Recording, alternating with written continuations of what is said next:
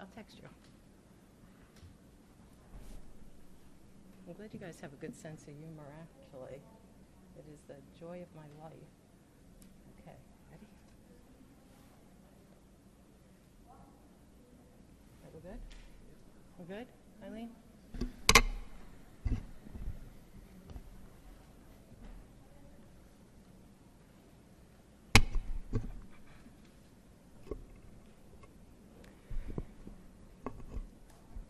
Good evening, everyone. I'd like to call this meeting to order. The Village Council, the Village of Ridgewood. This is a public workshop. The date is February 23rd, 2022, and the time is 7:31 p.m. Adequate notice of this meeting has been provided by a posting on the bulletin board in Village Hall, by mail to the Ridgewood News, the Record, and by submission to all persons entitled to same as provided by law of a schedule including the date and time of this meeting. Roll call. Councilwoman Perrin. Here. Councilwoman Reynolds. Here. Councilman Vagianos. Here. Deputy Mayor Seaton. Here. And Mayor Knudsen. Here. Please join us for the flag salute.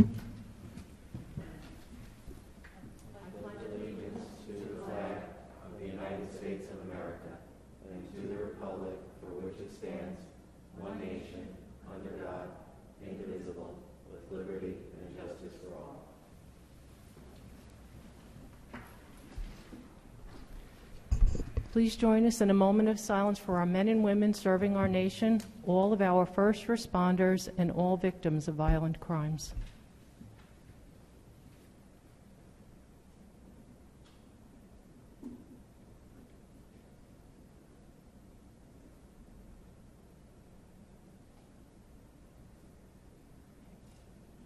Thank you. With that, we will go to public comment, not to exceed 3 minutes per person, for a total of 40 minutes. Please state your name and address for the record. You can go right from there. You can. You're fine. You're perfect.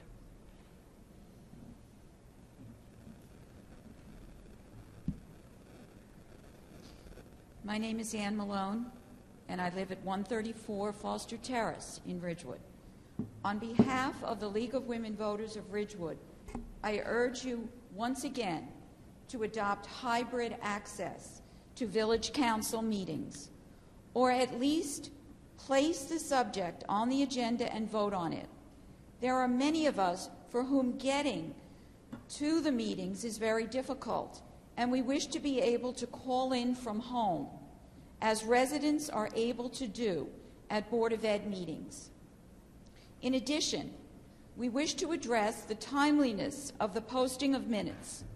On January 14th, 2019, the League wrote in a letter addressed to the Council that the Open Public Meetings Act requires public bodies to make meeting minutes, quote, promptly available, end of quote, to the public.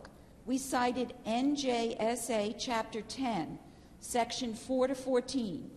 We also noted that the New Jersey Supreme Court has written that the term, quote, promptly available, end of quote, signals to public bodies, quote, the legislative expectation that the release of minutes must be considered a priority, an obligation, and not a nuisance to be addressed when convenient, end of quote.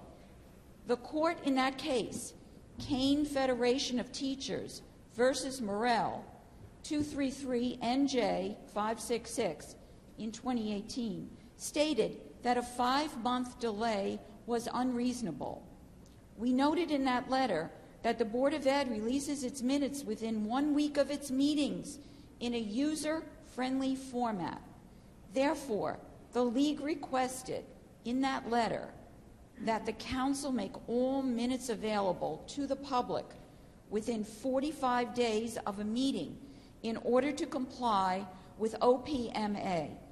The League then followed up on that on December the 5th, 2019, because minutes were still not up to date, and again on February 9th, 2022, when our mayor suggested that prompt posting of minutes was not required by OPMA. We are following up now on those requests that the minutes be posted more timely. As of February 3rd, 2022, the Village Council had not posted minutes since January of 2021. We reiterate our request that all minutes be made promptly available to the public. Thank you very much. Okay, thank you, Ann.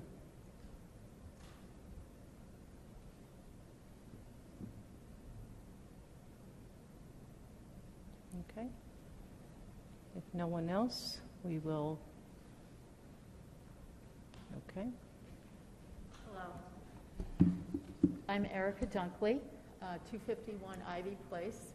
Can you hear me? You No? just tap it, Erica. What's that? Just tap it. Let's see if we got it on. Yeah. Yeah, okay, so Okay, make there you sure, are. just Not lift it up a close. little, closer to your face. There you go. And lean in and speak loudly. Okay. Okay. Erica Dunkley, 251 Ivy Place. I've lived in Ridgewood for 28 years now. And my concern also, like Mrs. Malone, is the accessibility to our village council meetings. Yeah, so I'm just going to, my computer is down, so I want to get to my letter on my phone, sorry. Oh, first of all, I just want to thank all of you for being on the village council, because I'm sure it's not an easy job. And just being here tonight and seeing, I have never been to a village council meeting, so I'm happy to be here. So thank you. So, hold on. Anyway, I can't get to it. So, I just feel like, I know during COVID, when there was remote access to the meetings, I understand that the 40-minute period was filled with comments, and I think people really appreciated being able to share their feelings and their concerns, and it gave people a time and place to feel like they were townspeople here and that they had a share in what was going on in town. And I think that it's really hard for people to get here at night. I mean, I'm able-bodied, but I'm up really early in the morning. I had to take a nap this afternoon in order for me to be with it tonight. But anyway, there's people with a lot more issues, older people, people who can't drive, people, like Ann in a wheelchair, that it's just more difficult to get here. And I think it's really important that everyone be able to not just listen in, but also to make comments. And if it has to be, remote, it has to be remote. So I think that's what I wanted to say. Let me just think. I don't want to miss anything. Yeah, so thank you for your time. Thank you, Erica. All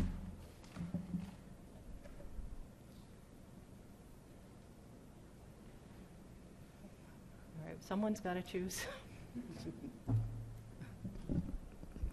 So, Siobhan Cram, Winograd, 274 Ivy Place. Again, I'm back to discuss the hybrid access, and I was thinking, outside of all the merits of hybrid access, which dozens of people and hundreds of people through organizations have pushed, it's such a curious thing for the public to be pushing. And this push for hybrid access is really not making us better. It's taking away and distracting from real things like the quality of our water. And when I leave here and we go out to the public, it seems like resisting it is sending a message that you just don't want to hear from people, on top of all the terrible messages it sends to the disabled community. That the fact that you're not putting it on the agenda as well seems, from the public's perspective, that you're antagonizing us. And why I say that is that this council, despite what's said after this public comment is closed, has not discussed and vetted that. And I mean that because you have a new council person. When you reassembled and you brought on Paul, which, welcome Paul, you look very good up there, it really made the issues that were discussed before, you can discuss them again. And you never did vote on it before. You discussed it once in September. You dismissed it. There was never an articulated objection that was real, that I could really understand. It wasn't cost. It wasn't effort. And I think the introduction of Paul, plus the public clamoring, plus the basic moral decency of, people have asked for it, it should be discussed, should go on. Again, whenever we get into a discussion in Ridgewood, it always turns into some other discussion. And this has begged the question as to whether you, as a council, a body of 5 equals, can self-regulate. We've been over this before. If one of you asks for something, you should be supporting that one person, even if you intend to vote no, and putting it forth. And my concern is that we are not a majority bloc, and that's antithetical to this form of government. You're a council of equals. If one of you wants it, it should go on. And in fact, 2 of you want it on. So I have a feeling I'm not going to sway the majority with the decency of hybrid access and all the reasons of supporting the elderly, the disabled, and the working parents. But at the very least, I think that your vote should be made a matter of record, and the council should think about how collegial you are in welcoming the newest member and honor his request, plus Councilwoman Perrins, and put it on the agenda for a vote. Thank you. Thank you.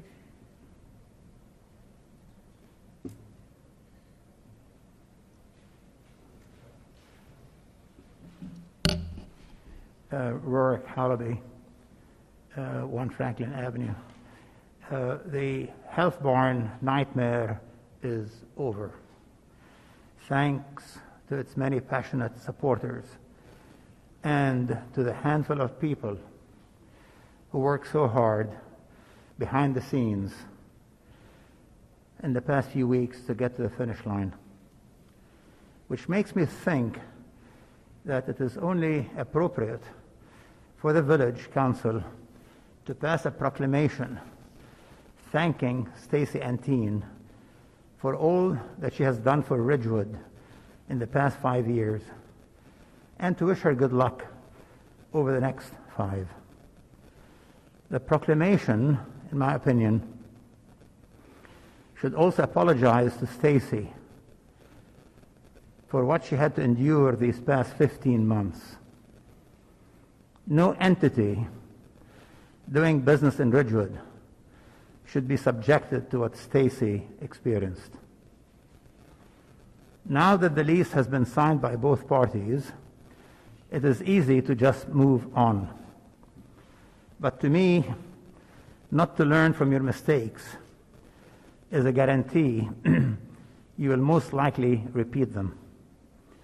The chaos, at least to this outsider looking in, and I may not have all the information, in the period leading to the signing of the lease by village officials is perplexing. Resolutions that were supposed to be signed but were or were not, these same documents that were or were not missing. Certain people working hard to ensure that certain officials sign, etc., etc., all resulting in the village being 10 days late in signing. Bush League, frankly.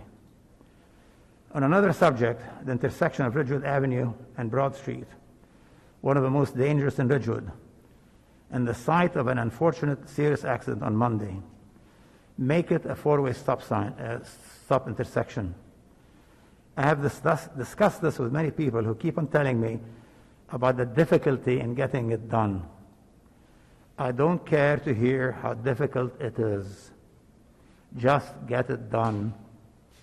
Nothing good in life comes easy. We need it badly to make that part of the CBD safer for pedestrians. One last thing about hybrid meetings. A couple of you had talked about all the people calling you up and telling you how they were against hybrid meetings. Well, I opened the word hybrid addressed to the 2 of you. Thank you, Mr. Halliday. 3 people had written, and all were in favor. Not one person had written against it. Mr. Halliday, I'm sorry. Thank you. Thank you. Thank you very much. All right. With that, we will close public comment and go on to the, actually, 1 second. Just to be clear, meeting minutes are approved in a prompt manner. Meeting minutes are approved in a prompt manner and are always available in the clerk's office and are compliant with the law. I think we all agree they should be published more timely to the website, and we're working on that, but I just want to be really clear that the requirement is to have them approved, and they are always available as required by law in the clerk's office. Then we'll go to the manager's report. Go ahead, Heather. Okay. The Ridgewood Arts Council and Project Pride are both looking for volunteers to serve. The deadline to apply is February 25th. Please go on the tile on the website that indicates employment and volunteer opportunities, and you'll find the citizen volunteer leadership form on there. And then please submit a cover letter and a resume or a bio of things you've done, and send them in to Eileen Young, the Deputy Village Clerk, by this Friday. The annual budget meetings are held right here in the courtroom. The next two are February 25th and February 28th, beginning at 5 p.m. It will also be televised on FiOS Channel 34 and YouTube. And the public is welcome at these meetings, where department directors explain various aspects of their budgets. The senior bus, due to increased requests from our senior residents for rides to go to the Wyckoff ShopRite, we are increasing the bus rides to ShopRite on the second and fourth Wednesdays of the month on a trial basis. This service is free for Ridgewood seniors. Reservations are required by calling the village manager's office. We will reevaluate the service at the end of May to see if it has provided the intended service. For over 70 years, Jamboree has presented an original musical show to raise money for college scholarships. Traditionally, each year they offer senior citizens free tickets. This year, seniors are invited to enjoy a free dress rehearsal on March 2nd at 7 p.m. at Benjamin Franklin Middle School. Call the senior bus dispatcher at the village manager's office to reserve a free ride on the bus. Super Science Saturday will be presenting its 34th Science Fair event on Saturday, March 5th from 10 a.m. to 1 p.m. Go to supersciencesaturday.org for details and to view this interactive live stream virtual event.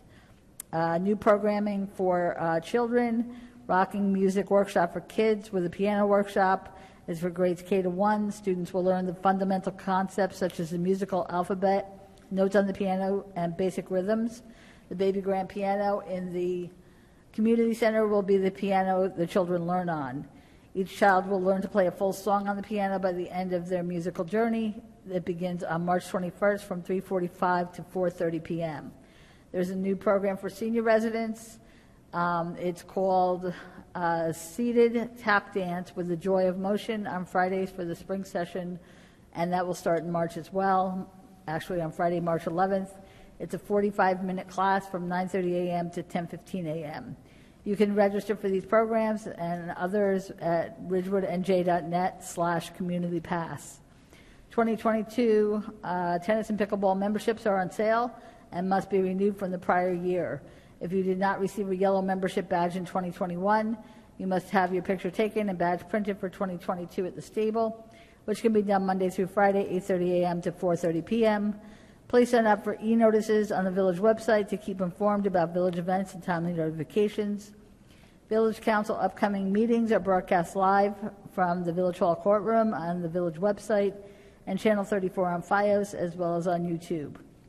Upcoming meetings are March 2nd, March 23rd, and April 6th are work sessions, which begin at 7:30 p.m., and March 9th is the public meeting in March, which begins at 8 o'clock p.m.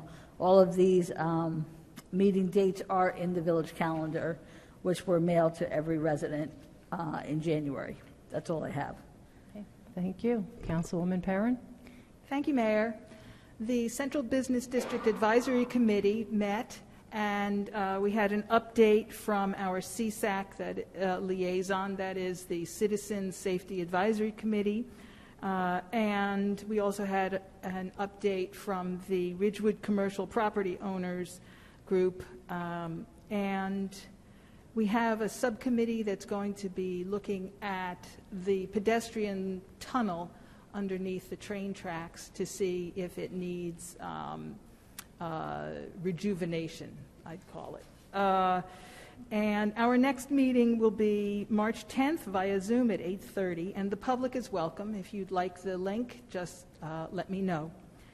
And I did want to bring to the public's attention that there are 3 projects going on just at the edge of our town, and it could affect Ridgewood residents. First, in Paramus, at the corner of Ridgewood Avenue and Paramus Road, what used to be a nursery is going to be built into a CVS drive-through and a restaurant. The historic house that's on that property is proposed to be moved westward, and there's going to be a public hearing at the Paramus Planning Board on that for March 3rd at 7 p.m. at their Borough Hall, which is 1 Jockish Square. And then also in Glen Rock at 432 Grove Street, the owner is applying to the zoning board in Glen Rock to use the property for parking and storage of landscaping vehicles, trucks, trailers, equipment, and to conduct soil moving activities as well. So that application is going to be heard Wednesday, March 2nd at Borough Hall, and that's at 7:30 p.m. And then last, oh no, wait, that was by Zoom, excuse me. And then the last one is in Hohokus on North Maple Avenue. As you head into Hohokus from Ridgewood, you'll see a lot of buildings have been knocked down, and the application is to build a mixed-use building with 67 residential units, and that's February 28th at 7 p.m. So I just thought residents might want to know about that. That's all I have. Thank you. Actually, I think we've heard from some of our residents on the Hohokus one, so we'll monitor that. Councilman Vagianos. Thank you, Susan. Last week, the Stigma-Free Committee met, and they discussed a number of items, but the most significant of which was the newly named Lifestyle Challenge. It is something the Health Department has done for the past several years, and it begins on April 7th. It used to be called the Weight Loss Challenge, but now they've decided to expand the scope of it, which I think is really terrific. And it talks about all sorts of healthy lifestyle changes that we can make in our lives. And the goal is to get people to get moving, start walking, jog, ride a bike, and eat healthier. I think it's a great program. I've looked at the parameters of it, and I encourage everyone to jump in on this. And if you're interested, contact the health department. They're doing really, really special stuff with this. Next, the Parks and Recreation Committee met just yesterday on the esteemed 2/22/22 date. So, and they discussed a couple things, the most significant of which was a policy question that I'm going to ask that we put on our agenda, which is some of the committees have people who are not as interested or too busy to attend the meetings. And so there's trouble sometimes getting a quorum, getting productive members. Things change in people's lives, and we understand that. Recently, as many people know, we interviewed a number of people for openings on the committee. And we had so many great people apply. We were actually troubled that we couldn't find more places for them. We probably had about 6 people for every opening. So, you know, we would like, I think we should be discussing something to the effect of if somebody misses 30% of the meetings and the committee decides that they would like to get a new member, they would contact them, and if so, then contact the council to replace that member. More significantly, and something I know everyone is going to be interested in, because of the state of our fields, because we have such limited fields, and they get overused to a terrible degree, and that overuse is exacerbated by the flooding problems we've had. The Fields Committee is seriously considering postponing the opening of the spring season at Vets Field and at Citizens, only those two fields, until April 15th. And the reason is because they are reseeding, S-E-E-D-I-N-G, reseeding those two fields, and they need time for the seed to take so that the fields will be able to withstand another season. So that decision is ultimately going to be made on March 1st by the Fields Committee at 7 a.m. they meet. So stay tuned for that. Obviously, it's going to affect all of us. Finally, I'd like to talk about the thing that I've been talking about since I got on the council, and that everyone who has approached the mic tonight has mentioned, which is hybrid access. This is so important. This is something we tripped and fell and discovered during COVID, that we can have greater ability to let everyone participate. And one of the things that's been discussed with me is that there's a cost to this and that we may not be able to do this. So with Heather's permission, I contacted our head of IT, Dylan Hansen, who informed me that we have the technology in place to do this tomorrow. We don't need to do anything else. We can do this immediately. And the rough and dirty cost to this would be about $7,000 or $8,000 a year. It may be $1 or $2 more or less, but that's what Dylan estimates to be. I find that to be a nominal cost given the amount of access it gives to our residents. Also, at the suggestion of other council members, I went back and I reviewed that September 22nd, 2021 meeting where this issue was discussed. And at that time, and I'm going to quote it because I watched the video very carefully. Susan, you said, quote, "I need a little more time to think about this." And so I'm looking at this and I'm saying, I'm a pretty persuasive guy. Maybe if we talk about this, we might have a better look at it. In any event, what I would love to see the council do is simply put it on the agenda. If it goes on the agenda and it is voted down, I will not be raising it again and again. I will let it die until there's a different council. But a fair vote is a fair vote. I will respect that fair vote. I think that there's an opening here and an opportunity, and there's a lot of desire by the public. I also know that at one of our budget meetings, Nancy Green, the director of the library, said that the library does this for their board meetings and that it is extremely successful and very well received. I think that we should follow that example. And at a minimum, let's go with the pilot program. Let's try it. Let's see how it works. If it doesn't work well, we move on. But I make that pledge that if this goes on the agenda and it is voted down, I'm good. Fair is fair. Thank you. That's all I have. Very good. Thank you. Councilwoman Reynolds. Thank you, Mayor. The Planning Board met on February 15th. Higher Gruel presented their findings for our master plan. The presentation covered downtown economic development, land use, circulation, sustainability and green building, community facilities, recycling, utilities, and historic preservation. It was really a great meeting. It was very thorough and very comprehensive. If you missed it, it is posted to ridgewoodvillagemp.org.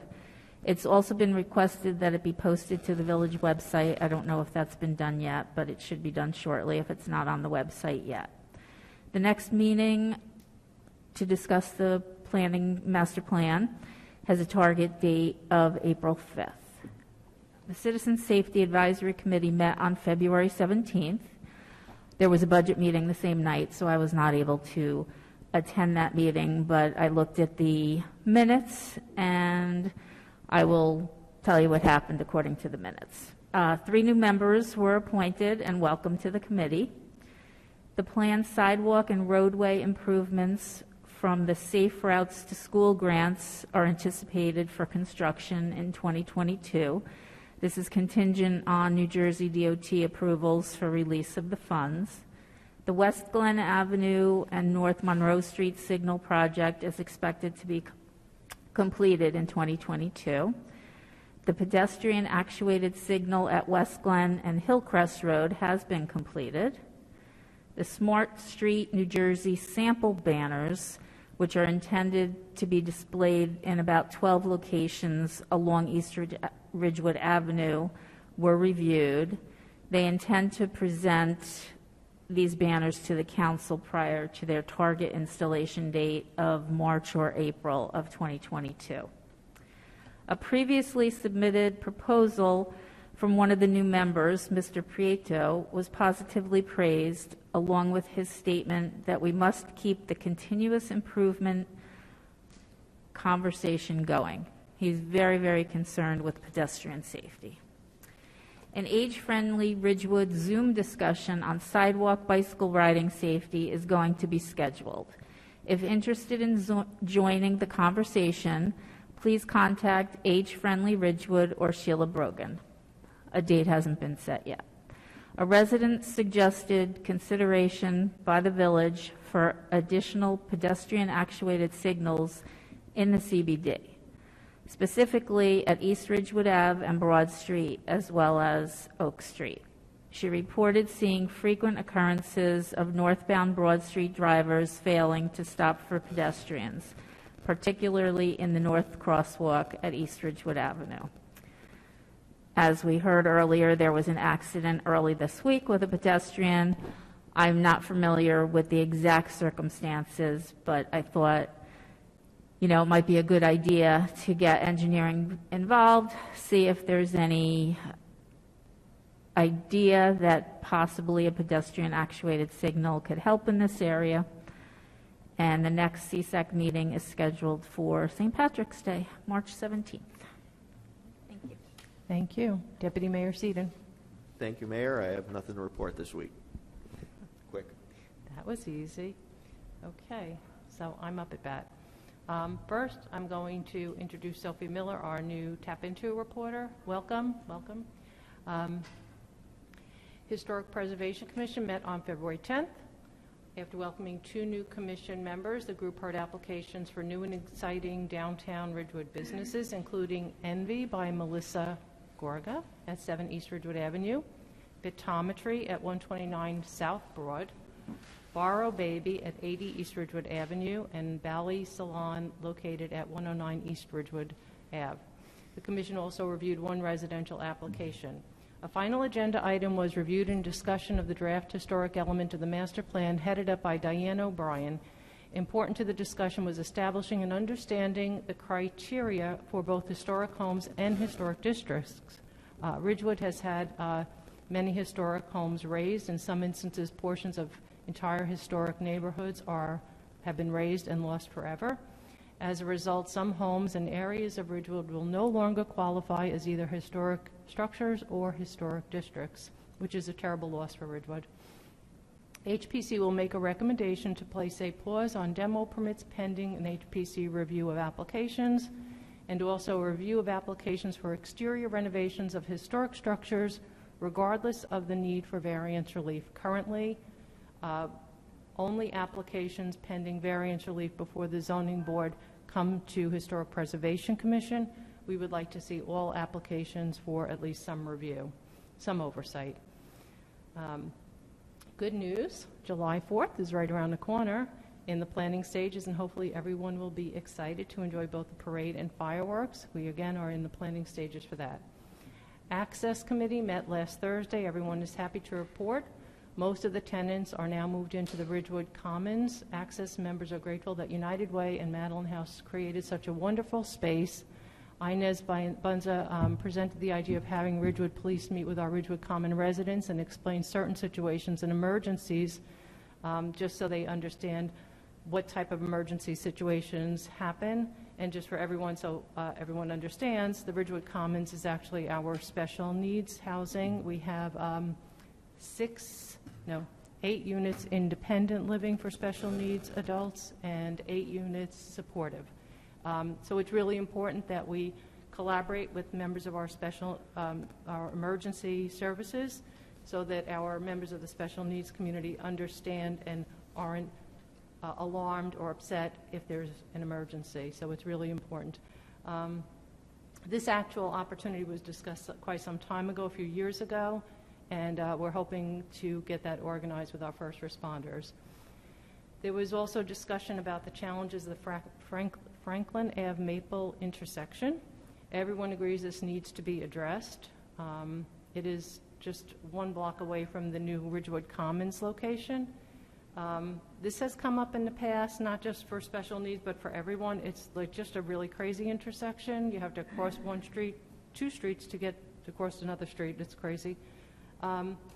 It's important to know that this is being addressed in our agreement with the county for the Franklin corridor, so that is one of the intersections that is going to be addressed, and the stoplights. But one of the suggestions, and I'll share this with CSAC, is to have all the lights turn red at exactly the same time so that there's a full stop and any pedestrians at least have an opportunity to cross. So I don't know if that's something that's doable, not sure. In any event, that's part of our upgrades with the county. Access was also thrilled to hear that special needs villagers were included in the development of our master plan for the village. Inez Bunz and Robin Ritter joined me in a master plan team meeting on February 15th. This was very important to address the concerns of our special needs population and others. We discussed the train station, future housing needs, employment opportunities, and transportation. The Library Board of Trustees met last night. Friends of the Ridgewood Public Library report the 2022 author luncheon has already sold more than 188 tickets, so get your tickets soon. They're selling like hotcakes. The 32nd annual author luncheon is delighted to be back in person with Hvac, I hope I got that right, New York Times best-selling author of Homegoing and Transcending Kingdom. Join us at Seasons Wednesday, April 6th, 11 a.m. to 2:30 p.m. for this wonderful event, including a meet and greet, book signing opportunity with the author, cocktail hour, seated 3-course lunch, and the main event is a talk and Q&A with the author, and always fun, silent auction, and 50-50. So it's really a good event, and I'm just trying to think, I guess must be a link on the Ridgewood Public Library site. We'll make sure that there is one. If anyone wants tickets, I think it's through Event B. Last year, Board of Trustees members worked on and introduced a new resident welcome packet and distributed those to newcomers in Ridgewood.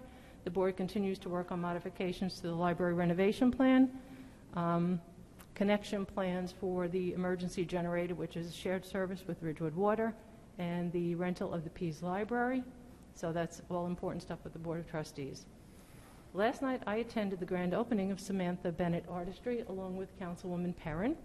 I encourage everyone to stop by and say hello to Samantha and wish her well in her new business located at 201 East Ridgewood Avenue, Suite 11, just above Hot Jewelry Box.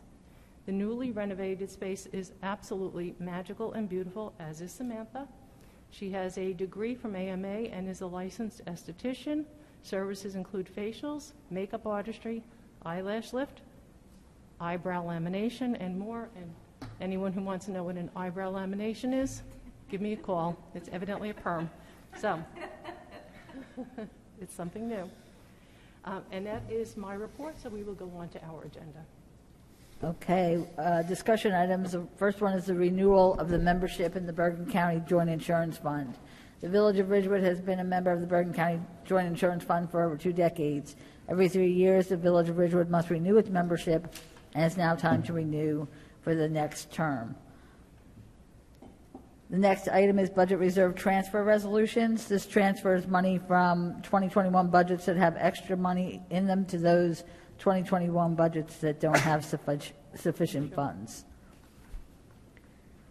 The next item is cancellation of emergency appropriations. As you recall, due to Hurricane Ida, the village was required to adopt a resolution for an emergency appropriation.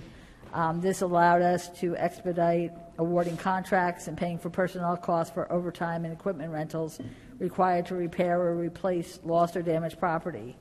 The Village Council adopted 2 resolutions. One appropriated $1,828,900, partially the majority from the current fund for $1,753,900, and the rest from the Water Utility Fund for $75,000 to cover these storm-related costs. Then another resolution was adopted to provide the down payment, $74,500 for the issuance of a capital ordinance. The village adopted a general capital ordinance for $1,564,500 and a water capital ordinance for $75,000 for the storm-related costs. The village council then adopted a resolution canceling the emergency appropriations for the current fund in the amount of $1,564,500 and the water utility fund in the amount of $75,000. And this is because the funding was now in the capital ordinances. After accounting for the related expenditures through the end of 2021, it's been determined that there are sufficient funds available in the general capital fund ordinance. So therefore, the village council can consider canceling the remainder of the current fund emergency appropriation in the amount of $189,400. This will eliminate the need for budgeting this amount in the 2022 current fund operating budget. Our village auditor has indicated that adopting the cancellation before the introduction of the 2022 budget will support the reduction required in the 2022 deferred charge appropriations. It was a long explanation. Basically, we have enough money in our capital ordinance. Therefore, we'll just cancel the balance because we have enough money to pay for the expenditures that are forthcoming. The next item is awarding contract for the pickleball court acoustical soundproofing panels. I'll have Nancy Bigos, our Director of Parks and Recreation, come up. As you know, it was necessary for us to find a new vendor for the sound-absorbing material. As a result, the Recreation Department found another company that will provide the same product with the same sound-absorbing level as the product previously discussed. There's an increase of $1,289.70. The quote is from Vibration Products, Inc. of Columbus, Ohio, and its amount not to exceed $23,980. I know Nancy has just passed out a sample of the product. It's similar, if not better, than the previous product that we were considering. So, good evening, Mayor and Council. Here we are again. What I will share with you is that the staff have found a superior product, which I'm really pleased to share with you. The product that we had before us last time had an NCR of 0.75. The NCR on this product is 1.05. So that says to us that the amount of absorption in this product is better. This is a quilted fiberglass absorbent exterior panel, which is 2 inches thick. That's the sample that you have in front of you. It has grommets along the top, the middle, and the bottom edges on the sides. We are looking to purchase 85 of these panels that are 4 feet by 10 feet, and as our village manager has said, the price is $23,980. I don't know if you had the packet with you this evening and you had a chance to review it. I'd like to be able to have your approval and move ahead on this. So, Nancy, I actually took the time to contact the distributor, Roy, I think is the gentleman who's listed Roy on. Williams, yes. Okay, good. So I was interested in just speaking to him because when I visited both his website and looked at the materials that were provided, it appeared that the material is used primarily in industrial and commercial uses.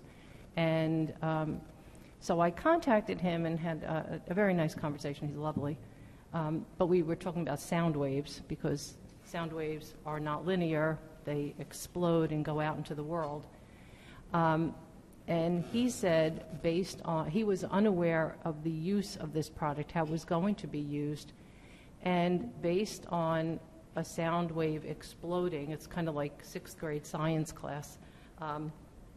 We all recall the ripples going in all different directions when there's that snap, that on a diagonal, because of the proximity to the adjacent property, that those sound waves would actually not be mitigated whatsoever based on this product. He does not believe that this is actually appropriate. He thinks that in order to impact the sound or mitigate the sound, you would actually have to build a wall or a fence with this material at least the height above the second floor of the closest house or houses, so that the sound wave is stopped, because at that height there's nothing to stop the sound wave and you're literally on the property line. Or he suggested putting a roof on it, because if you look at the images that were sent, it's actually completely enclosed, including the ceiling with this product, and that's why the sound is absorbed, because when it goes out into the world, it has nowhere to go. So I asked him, would he be interested in doing a site visit so that he could understand the application? And he said he would be happy to do so, but you would have to consult with a sound engineer based on this type of a setup to understand how to actually absorb that sound, especially sound that's going out and above. So I also noted that on the letter from the county, I think that the requirement was to take the sound readings from the property line, but it appears they were not taken. It looks like they were taken mid-court. Is that? So I think, for me, I would like to do anything we can do to get that up and running, but at this point, for me personally, I can't see spending more money. This is other people's money. This is taxpayer dollars on something that, in all likelihood, will not help in any way. And so I'm very apprehensive about spending more money without due diligence on it. So I don't know if anyone has any questions. I have a question. Is one the old one and one is the new one? Correct. Got it. And the one with the grommets is the new product. Got it. And they appear to be the same to me. I'm personally, I don't agree with your overall assessment, Susan. I am very happy to hear that the NCR rating is significantly better than the NCR rating on the original product we were trying to buy. And the way I look at this is a belt and suspenders issue. I don't believe that. I believe that the sound attenuation that we've already done, based upon the sound study that was done on site, and my personal observation on many occasions there, is that we have more than adequate sound attenuation. This will only make it better. And so I really appreciate you taking the time and the effort to find an even better product at virtually the same price. So personally, I'm good with this. Nancy, I have a question. So you said that NCR level was 1.05? Correct. NRC level, sorry. Where did you find that, or where did you see that? Right here. Okay, because I actually called Roy Williams this morning as well, and he couldn't tell me what the NRC level was rating. But then he said I'm not in the office, I'm on a job site. When I get back to the office, I'll send you a chart. So the chart that he sent me shows that the NRC level is 0.75. So I don't know. He said the product was QFA-EXT-D-2 inch. So I don't know if we're talking apples to apples or not, if, I'm wrong, you're wrong. I don't know, but what he sent me, the NRC, is 0.75. So it would be either comparable or better, is what you're saying? Well, 0.75 would be comparable. Correct. Right. And then the other thing, I was actually surprised in talking to him when I first called him. I asked him if his company had sold these panels to any other place that was using it for pickleball courts. And he was like, "What are you talking about?" And I said, "Do you know why we want to buy these? For what is the application?" He said, "No, I have no idea. This is usually used like in construction sites and commercial settings." So then I explained to him that this would be used on a pickleball court. We already have sound blocking panels that are on the inside of a fence. We were told that it would probably be good to put them on the outside of the fence and then get the sound absorbing panels on the inside. And he said, yes, that is what you would do, but it's not going to help with any of the sound above. How high is that fence? Do you know? I don't. Okay. I think he thought it was about 8 feet or something. So it wouldn't absorb or do anything. As Susan said, the sound is not linear. It's not going to go into the panel and be absorbed and then blocked through the next panel. It's going to hit the panel. Some of it will be absorbed and then it'll like explode. So I wanted him to be able to tell me, yes, we've sold this to other communities. We've used it in pickleball courts. It works. Everybody's happy. He was like, I don't have any clue if this is going to work. So to me, I think we need a little more investigating, as well as I looked at, what is it, Title VII of the New Jersey Administrative Code under noise control, and I didn't have time to call, I guess, Maureen Kelly, who did the sound study. But in this, there's two things that interest me.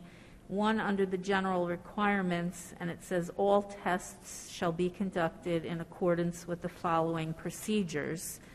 And number 2 says measurements shall be taken at or within the property line of any affected person. So I don't think the sound measurements were taken at the property line of the affected people. And I've said all along, right from the beginning, because I know Paul and Pam have said they've walked around the neighborhood, it's not noisy, and the first thing I said to both of them was, have you been in these people's backyards? Have you been in these people's houses? We don't know what the sound is in their backyards or in their houses. And just to respond to what you just said, because you mentioned what we spoke about. I stood at the perimeter of the properties of 3 of the 4 people who had an issue, and the sound was either, in my opinion, completely negligible and lower than whatever background sound I heard. I heard kids laughing from the pickleball courts that was many times louder than the sound of the pickleball itself. And at some people's houses, I couldn't hear anything. And again, I personally live closer than several of these homes. So just to clarify what we spoke but I'm about. mainly talking about the people that are, 1 foot from the property line of the pickleball court and, a few feet from the property line. Right, and that's why I support getting this sound attenuation equipment for the people who are right there. Right. So. I mean, I agree. I want this to work, but I don't think we have enough information to be willing to spend this kind of money, really not having solid information that this is going to help in any way. And we really don't even know what the rating is. We have conflicting Well, reports. we know it's at least as good And again, you raised the issue. Right. But we know that it's at least as good as the one that was approved by this council. I didn't approve it. No, you didn't, but in a 3-2 vote, the council did approve a sound attenuation barrier with a rating of 0.75. Okay. But in my opinion, we don't know whether 0.75 is going to do anything. And you raised that last time, and I understand your concerns. But again, the council did approve that.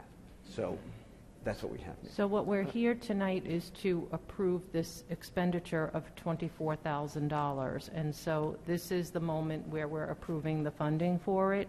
So I just personally, and I'm just speaking up for myself, I hear you. I don't know how many people were playing pickleball when you were there. I wasn't there. It's not my experience. I don't know how your hearing is. I don't know how their hearing is. I don't know what they live with.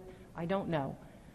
I don't live it in the height of it when it was 4 courts, 16 players, 16 rackets, 4 balls, playing round robin, lots of people, lots of talk. I mean, some of those folks did acknowledge that the language and the screaming and the yelling was inappropriate, and they curtailed that. But I have to look at this from myself as the worst case scenario of, and I don't mean that worst case scenario because pickleball is not a bad thing, but in maximum use is 16 players, 16 rackets, 4 balls, and lots of that pop sound, and it's we can read the report from, what is the lady's name from the county?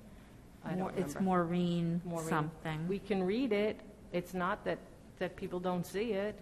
I mean, it says it. It's there, 86 decibels and 82. And I don't understand. I don't think there's anything, if you're hearing that constantly for hours at a time, every split second, constantly, all day long, it would be uncomfortable. But for me personally, I'm just looking at the expenditure, taxpayer dollars, $24,000 on something. By the way, the rating only goes to 1. I don't know what the 1.5 is. I just, for me personally, I could not do this. If I can make a suggestion. Sure. All right, it sounds, I didn't talk to the individual selling the product or anything like that. It sounds like there's some issue with the rating. It says right here 1.05 is the NCR rating. And, this is a long time discussion, but this is a new material. So instead of approving it at the special public meeting that's going to happen next, can we take 2 weeks until the next regular public meeting and just kind of address some of these questions and see, what is the rating for sure and all this other stuff, and then we can just put it on a regular public meeting. And at that point, if these issues are addressed and questions could be answered, then we can move forward with this. Well, it's a good plan. I agree. And it's 2 weeks from now, I think, right? About thereabouts. And so 2.5 weeks.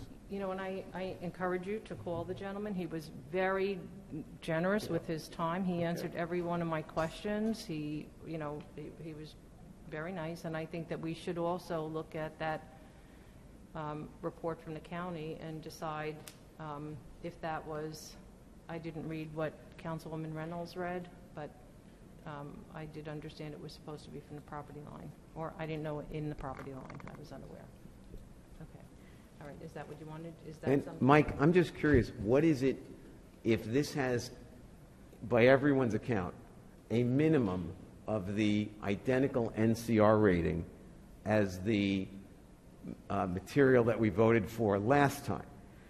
What is it we're trying, what is it we're trying to find out in 2 weeks so that we know what it is that you're looking for? Because it would appear to me that this is, at a minimum, the identical material. Well, I just want to make sure that it's going to mitigate the sound at some point, and that some of these, again, I haven't spoken to the gentleman. It says right here that the NCR rating is 1.05. I don't know, maybe he was mistaken, and I just want to get it right, or as close to right as we could possibly get it, because it is $24,000. And Paul, you're going to see during the budget, at the end of that, we're going to be faced with a choice of how much we raise taxes, because we all know that taxes don't go any lower. And sure, it's only $24,000 here, it's only $8,000 for hybrid meetings, and it's only a few thousand for this, it's only a few thousand for that.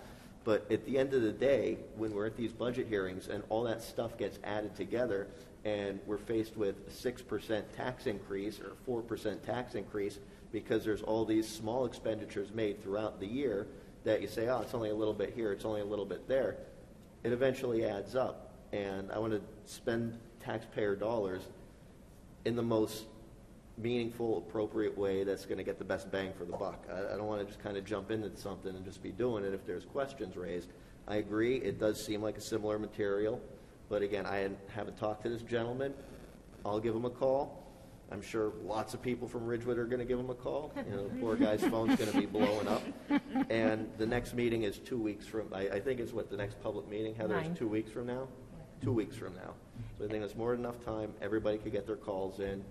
All of this, whatever's raised, is going to get settled, and the vote will happen. And I'm still, you know, as long as this mitigates it and everything's been vetted, I'm happy to move forward with it. And Mike, I just want to add that when he said to me, sound waves aren't linear, sound waves explode and go out into the world, and I did laugh, and I said, oh, I'm back in 6th grade science class, because in fact I think we all have that visual in our mind from our textbooks, that the sound wave just going out, out, out, and out into the world, out and above, out, and on a diagonal. And Mike, I think you raise excellent points. I really do. And believe me, while I am new here, I know how much $24,000 is. It's a lot of money. I really do understand and appreciate that. One of the things is that if anyone is looking for guarantees on this, we're not going to find it, because we've been through this process once before, and we didn't get a guarantee from the first vendor. There are no guarantees on this. We are going to do the best we can to attenuate the sound. And so if the standard is a guarantee that this is going to work, it's not going to happen. And the issue is we're going to do whatever we can to make it as good as we can, because it is already not a bad situation. And to your question, Susan, when you said how many players were at the court, I only did what I call my pickleball tour when it was a full rack, when there were 4 courts going, and they were going great guns. So again, I've done my homework. I'm actually satisfied that the sound as is does not disturb the neighbors. And this is to simply make it as good a situation as we possibly can. And I know that there are those who would like to put this off until it dies. And I simply want to see this get done, because you have a lot of people, you know, some reference was made to inappropriate language being used at the pickleball court. I got to tell you, I've seen the people playing pickleball there. We should all adhere to the standards of language that they keep. Yeah, so thanks, Paul, but actually they came and they acknowledged the language that was being used, and they were very apologetic for it. So apologies, but you might be new here up on the dais, but you're certainly not new to the village, and you could have tuned into any of those meetings at any point and understood what was being said. But for the record, if it's being suggested here that it may or may not work at $24,000 of somebody else's money, and we're just going to do our best, well, everyone out there who's footing the bill better pay attention to what's being said here. $24,000 on top of other money that's been spent already. So the suggestion that you can understand what someone else is experiencing means that you can speak to the function of their mind and their brain and their experience. I don't think you or I or anyone else can do that. So I think that I agree. Thank you, Deputy Mayor. And actually, Susan, I can, because I lived there, and I live closer than several of the neighbors there, so I can understand it. I can understand it as well as anybody. I think we're specifically talking about the people within a proximity of being 1 foot off the property line. We're not talking about somebody living 1,000 feet or 2,000 feet or 500 feet or 3 miles away. We're talking about the people that cannot sit in their backyard, they cannot sit at their kitchen table, they cannot open their windows in the spring, summer, or fall. Their kids are trying to study, their kids are trying to focus and concentrate on their homework, and they cannot do it. So we're not talking about your house. It's not about you. It's about specifically the most impacted people who are literally being driven from the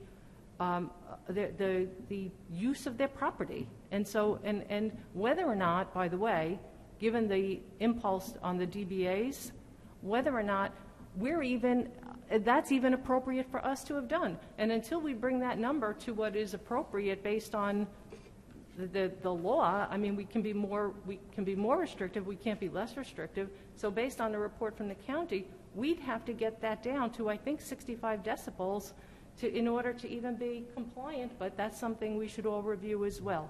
But not to belabor the issue because we have a meeting to conduct. If we can pull that, I guess not everyone's agreeable, but the Deputy Mayor suggested, I support that. You're Yeah, okay? most definitely. So does everyone, so I have 3 people who want to wait till the 9th of March. Yes. So I guess that's what we're going to do. We'll get whatever information we can get so And that you have them. just for the record, I really want to take exception with the statement that some people would like to put this off until it goes away forever. Not true. Not true. I'm allowed to vote no. I'm allowed to say my piece. And you voted, there was a vote 2 weeks ago, 3 weeks ago, to say restore the pickleball hours when the sound mitigating stuff, it passed. I respect that. I don't take gratuitous shots at people based on nothing. This is, Susan, I'm not taking a gratuitous shot. The point is that nothing, not one thing has changed except the $1,289.70. That's what's changed. Other than that, this is the same material. It's got, at a minimum, the same rating. So nothing has changed since the last vote on this. Yes. I and disagree, that's the point. Paul. Yeah, you No, just- because with what I just read, I believe that the sound study should have taken place on the property line. It did not. That was one of the requirements. And I only read this afternoon, and I want to find out more information about this. I think that's written for the situation where the complainant is the property owner and is allowing somebody to come on their property to test. We don't own the property where these people live, so we couldn't go in, or the county couldn't go in and measure from that property line. But they could I have don't know. measured from the property line. We own the property. We're on the adjacent property. But in any event, I just want to be clear that it is to all of our benefit to figure this out, but I also believe something else has changed. I just shared something that Roy shared about sound waves and other information, and if there's any doubt that this will be successful, then we have no business spending $24,000 of other people's money on it. Okay, so with that, was there one more item here? There's one more item. Waldwick, It's right. for the interlocal agreement with Waldwick for the police training facility. Village of Ridgewood and several other Bergen County towns have been charter participating members of the Waldwick Police Training Facility for years by having an interlocal agreement with Waldwick. This allows the Ridgewood Police Department to use this facility for the range qualifications for each of our police officers. There was a $25,000 capital contribution in the beginning, and then each individual town pays an annual charge each year for the use of the range based on the number of officers using the range as a percentage of the total number of officers. This year's annual charge is $18,000. The Borough of Waldwick has, over the past 2 years, upgraded the shooting range, the classrooms, and the maintenance areas of the facility. There are 2 proposed amendments to the interlocal agreement, which must be agreed to by the original charter members. The first one concerns the Borough of Saddle River, which was an original charter participating member, and then went elsewhere and wants to come back to the Waldwick facility. I spoke to Chief Lucky, and she felt that Due to the fact that the Borough of Saddle River has a very small police force, this really won't impact. It'll be negligible for the number of officers there who need to be trained at the police training facility. The Second Amendment is in regard to non-participating member law enforcement agencies which have requested the use of the Waldwick Police Training Facility. The amendment will address the fact that non-participating members would be scheduled so they don't conflict with any participating members' use of the facility. They would be limited to 2 days of use per agency per year. They would be required to supply their own targets and other materials. They would be required to provide indemnification, hold harmless, and certificate of insurance.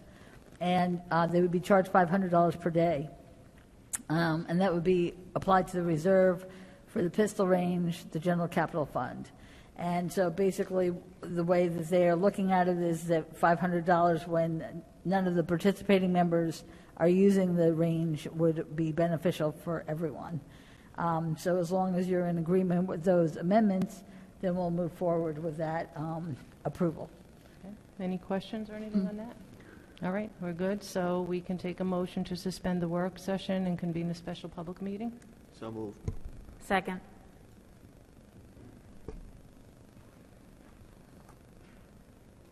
I think we have- Perrin, Yes. Reynolds, Yes. Seaton, Yes. Vagianos, Yes. and Knutson. Yes. I'd like to call this meeting to order, special public meeting of the Village Council of the Village of Ridgewood. The date is February 23rd, 2022. The time is, it is 8:42 p.m. Adequate notice of this meeting has been provided by posting on the bulletin board in Village Hall, by mail to the Ridgewood News, the Record, and by submission to all persons entitled to same as provided by a law of a schedule, including the date and time of this meeting. Roll call. Councilwoman Perrin, Here. Councilwoman Reynolds, Here. Deputy Mayor Seaton, Here. Councilman Vagianos, Here. and Mayor Knutson. Here. So the following resolutions, number 22-75 through 22-79, with the exception of 22-78, which has been removed from the agenda, will be considered on a consent agenda with one vote by the Village Council. They will be read by title only. Renewal of Bergen County Joint Insurance Fund membership. Approve 2021 budget reserve transfers. Cancel emergency appropriations for remediation of damages from Hurricane Ida, and authorize amendment to interlocal agreement, police training facility with Waldwick. May I have a motion? So moved. Second. Perrin, Yes. Reynolds, Yes. Seaton, Yes. Vagianos, Yes. and Knutson. Yes. Motion to adjourn special public meeting So moved. And reconvene the work session. and reconvene work session. Sorry about that. Yep. And move it again. Okay. Second. Okay, all in favor? Aye. Aye. Anyone All right, opposed? we're back. Hello, Mr. Calby. Good evening. We now go on to Ridgewood Water. One moment.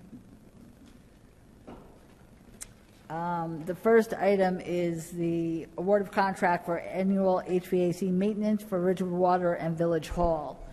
Village of Ridgewood accepted bid proposals for that service. 2 bids were picked up. 1 bid was received. These services are necessary to maintain the heating, ventilation, and cooling system at Village Hall and various Ridgewood Water facilities. He's recommending the award of year 1 of a 2-year contract to the sole responsible bidder, T.M. Brennan Services of Hamburg, New Jersey, for $55,000 for the 2022 service year. This includes $19,500 for annual preventive maintenance, and the balance is being included as an allowance for repairs and replacements, utilizing the hourly rates in the bid and fixed markups of 15% for items under $5,000 and 10% for items over $5,000. Any questions? Yes. How is this $55,000 apportioned between Ridgewood Water and the village? I calculated based on the number of units at each location. There are 3 units here at Village Hall, and I also considered the age. The units at Village Hall are the oldest. And then there's 7 units at the Ridgewood Water facilities, and they're all very new. Okay. Great. Any other questions? Okay, the next one is for a resolution for a maintenance agreement for various backup generators. It's under the Sourcewell Cooperative Pricing System. The Village of Ridgewood and Ridgewood Water anticipates exceeding the statutory limit of $17,500. It will be awarded to Cummins, Inc. of Kearney, New Jersey, in an amount not to exceed $47,535.24. A total of 14 auxiliary power generators exist in the Ridgewood water system, and each generator is similar to a large truck engine and requires annual maintenance to maintain the operation. And the fuel in the generators is often stagnant, so the proposed service will include polishing service to maintain quality to avoid engine damage. Anyone questions? Yes. What is fuel polishing? So generators only run when they're needed. So the majority of the time, the fuel is just sitting in the fuel tank. So often we need to add amendments to it and test and make sure it's not contaminated. That way, when the need comes, we know the fuel is able to be utilized. So it's on an as-needed basis. We test first, and if it needs the polishing, we add that. Also, in your memo, you say that it'll be paid out of the Water Department operating budget, but I didn't quite see where it says that in the resolution. To me, it needs to be clearer in the resolution. We can add that.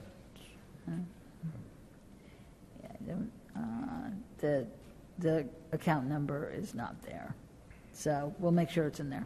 That's fine. Any other questions? Okay, the next item is authorizing the agreement with Bergen County for the Greenwood Avenue Bridge project in Midland Park. The County of Bergen has contracted to replace the Greenwood Avenue Bridge in Midland Park. Ridgewood Water has a water main running under the bridge, and in order to facilitate the bridge replacement, that water main must be bypassed during construction and then replaced with new piping. Ridgewood Water and the County of Bergen Department of Planning and Engineering would like to enter into an agreement to replace the water main at this location, whereby the county's contractor will replace the water main and the village will pay for it. It's an amount not to exceed $100,000. Questions? Did that main need to be replaced anyway? Don't know the answer to that question. I could find out the age of it and the material type. But the county contacted us several months ago. They've already hired a contractor. Part of the project for the bridge replacement is being funded by a grant, so they need to get the project done, and thus the agreement was passed through the county commissioners and now is in front of you for approval. I'm sorry, Rich, did you say they got a grant? Yes. So they received a grant. We don't know if it has to be replaced actually, and there's a $100,000 bill? The $100,000 is their estimate of what the water main work will take to replace. The grant they received was for the bridge replacement. They have to replace the bridge. Our main goes under the bridge. No, I understand. Yep. I understand that. So I don't think it matters if the thing needs to be replaced, that the water main needs to be replaced or not, because it sounds like the county is replacing the bridge, and if the bridge has to be replaced, the water has to be diverted, as it says in the memo. So Yes. it doesn't matter, I guess, if it was brand new, that wouldn't be great, but I don't think we have a choice in this, because the county's coming through and the county's going to replace the bridge, so all of this other work has to happen with the water main. No, understood. Yeah, the utilities are responsible for moving their pipes, even overhead wires. If there's gas pipes, it's their utility responsibility to move them. It's part of the project. I understand. It was just curious. Okay. Will you be... Go ahead. Go on. No, go ahead. Will you be amending the language in the municipal resolution to conform with the county's resolution? Yes. Yeah, there were a couple statements that need to be reversed, because the work is being done by the county, not by Ridgewood Water. Paragraph 2 of the resolution needs to be corrected. Yes. If there are no other questions, I would like Mr. Calby to comment on the lead pipe letter that has gone out to several Ridgewood Water customers, just so that people are aware of it and what it means. Thank you, Heather. So I don't know if the mayor and council's up to date on this. This kind of came into place very quickly, but the governor signed a new law last year that requires all lead service lines be replaced within a 10-year period. In that law, they also included galvanized lines. So at one point, we had numbers that we believe about 150 lead service lines in our system. Once you throw in galvanized lines, that number goes significantly up. As part of the law, every utility had to submit an inventory. We completed the initial inventory submitted to the New Jersey Department of Environmental Protection. Based on that initial inventory, we have in all 4 municipalities a total of 1,119 qualified lead services to include both lead and galvanized pipes. Now, those can be both on the utility side or the homeowner side, or a combination of both in that count. In addition to those 1,119, we have 3,800 that are unknown. We need to determine what those unknowns are, so the number could certainly increase. The second part of the law required that within 30 days of the inventory being submitted, that we send certified letters to every property owner or tenant of a property notifying them that that service exists on their property, or if they're connected to a portion that's within our system that contains lead or galvanized. Those letters had to go out by the 21st. We met the deadline. They were certified mail. Majority of residents are already receiving them. We've started to get some phone calls. All that letter is doing is putting them on notice. The state made it very clear in making the law that they want to make sure homeowners were not being absent on this, that they were taking responsibility for it in the case if they had tenants, making sure that the water was filtered or that the line was eventually replaced, or if they sell the home, no different than if they have lead paint today, that they abate it. So those letters are now out in the hands of those owners. Our responsibility now, based on the law, is to replace all those lines in 10 years. Not just the part owned by the utility, but the private part as well. We're developing the plan for that. We have to submit the plan by July of this year. Part of that plan is going to require that all 4 municipalities approve ordinances that allow the utility access to private property and allow the utility money be utilized for that private improvement. Because right now, utility funds from a local utility are not supposed to be used for any type of private improvement. This has been already done and proven in the city of Newark. They were very successful at it. We're going to have to move forward with a similar type of program. It's going to include not just replacement, but a lot of communication, education. But what I want consumers to know, regardless of this letter, nothing has changed with the water. The water is the same as it was prior to these letters going out. We treat for corrosion. We provide a corrosion inhibitor in the water to make sure that lead isn't leached out of piping. We've been doing that now for almost 7 years. It is proven effective. The last round of our testing showed non-detect at the samples we tested at homes. But nevertheless, a property that has this piping still may want to take precautions. And those precautions are outlined in the document. So we're trying to convey that to the customers that are calling. We're allowing them, if they want, to drop off a bottle. They can have the water tested. We follow up with them once they get the results. The results go directly to them if they have any questions. But coming this July, our plan will be set forward. There'll be lots of discussions between myself and the mayor and council about that plan, because we're going to have to define the funding mechanism for it. It's coming on the heels of PFAS. We're already investing tens of millions of dollars and 19 services that could become 1,500 at about 10,000 each. This could be another $15 million capital investment over the next 10 years. So we already included some money in the budget this year. You'll find out Friday when we do our budget presentation. But moving forward for the next 9 years thereafter, it's going to slowly increase for that work. So I'm happy to answer any questions on that you have. So I have a couple of questions. You said that, okay, So let's just say the whole water line from the house to the street is lead or galvanized. Ridgewood Water is going to replace the entire thing? We're required to, according to the law. At no cost to the homeowner? There's two options for government utilities. The one is that it's totally paid for by the utility and the cost absorbed by all ratepayers. The second option, which is not recommended and not being utilized, but is in the law, is that it be replaced and the property owner be assessed for that cost, which would be rather difficult for Ridgewood Water to do because we are not the assessor in the multiple municipalities, only in the village of Ridgewood. But in some cases like Trenton Waterworks, the other municipalities gave them the permission to do that. Okay. So those are like some of the choices that I'm going to bring in front of you that we're going to have to make. But the easiest way is to go house by house, block by block, and just the utility do the work. That's what was proven in Newark. It got done the fastest. And at the end of the day, we're doing work in any town, every town anyway. Mm-hmm. You know, if we replace a main in one of the other 4 towns, all the ratepayers pay for that.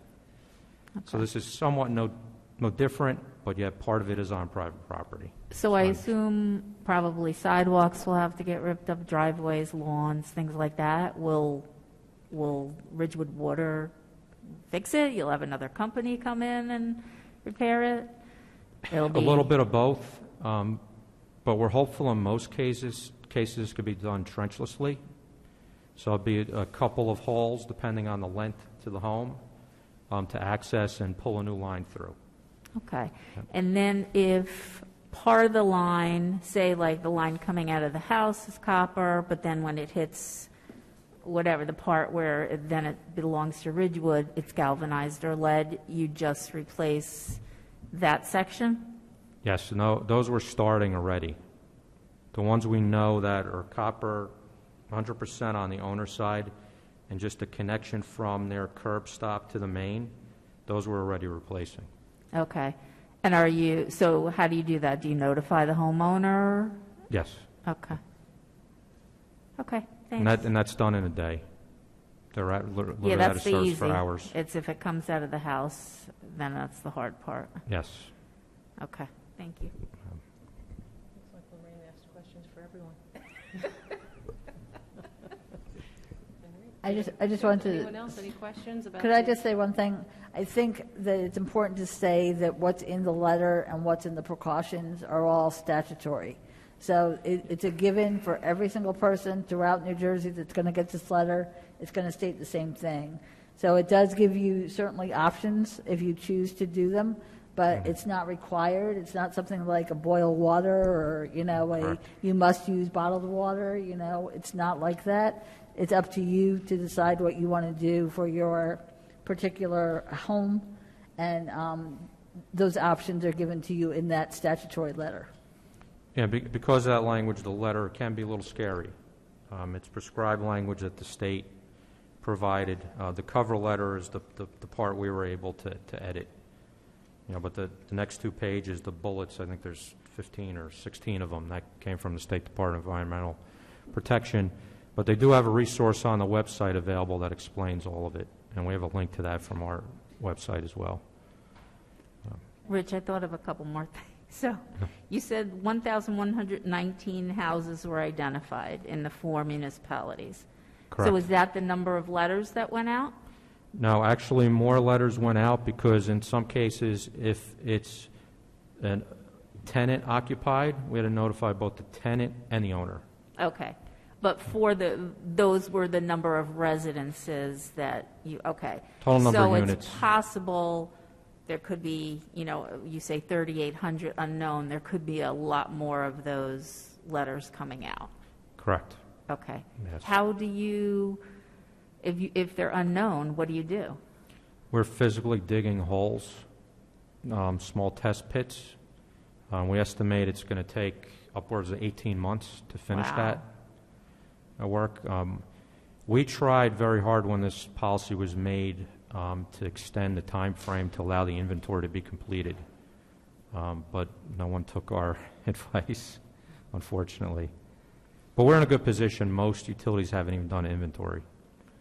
If someone wanted to know if they had one of the unknown houses, could they call you and give you the address? You have a list of the unknown addresses? They can call us or they could go to our website. We have an interactive map. You simply plug in your address, and on the map it highlights both the utility side and the owner side. Gives you all the information and highlights it color-coded if it's known, unknown, what the material type is, and then tells you the date it was installed. So it's very, very helpful. Okay, thank you. It's Thank you. very easy to use. Yes. I appreciate And it. what is the website so everybody knows? Go to...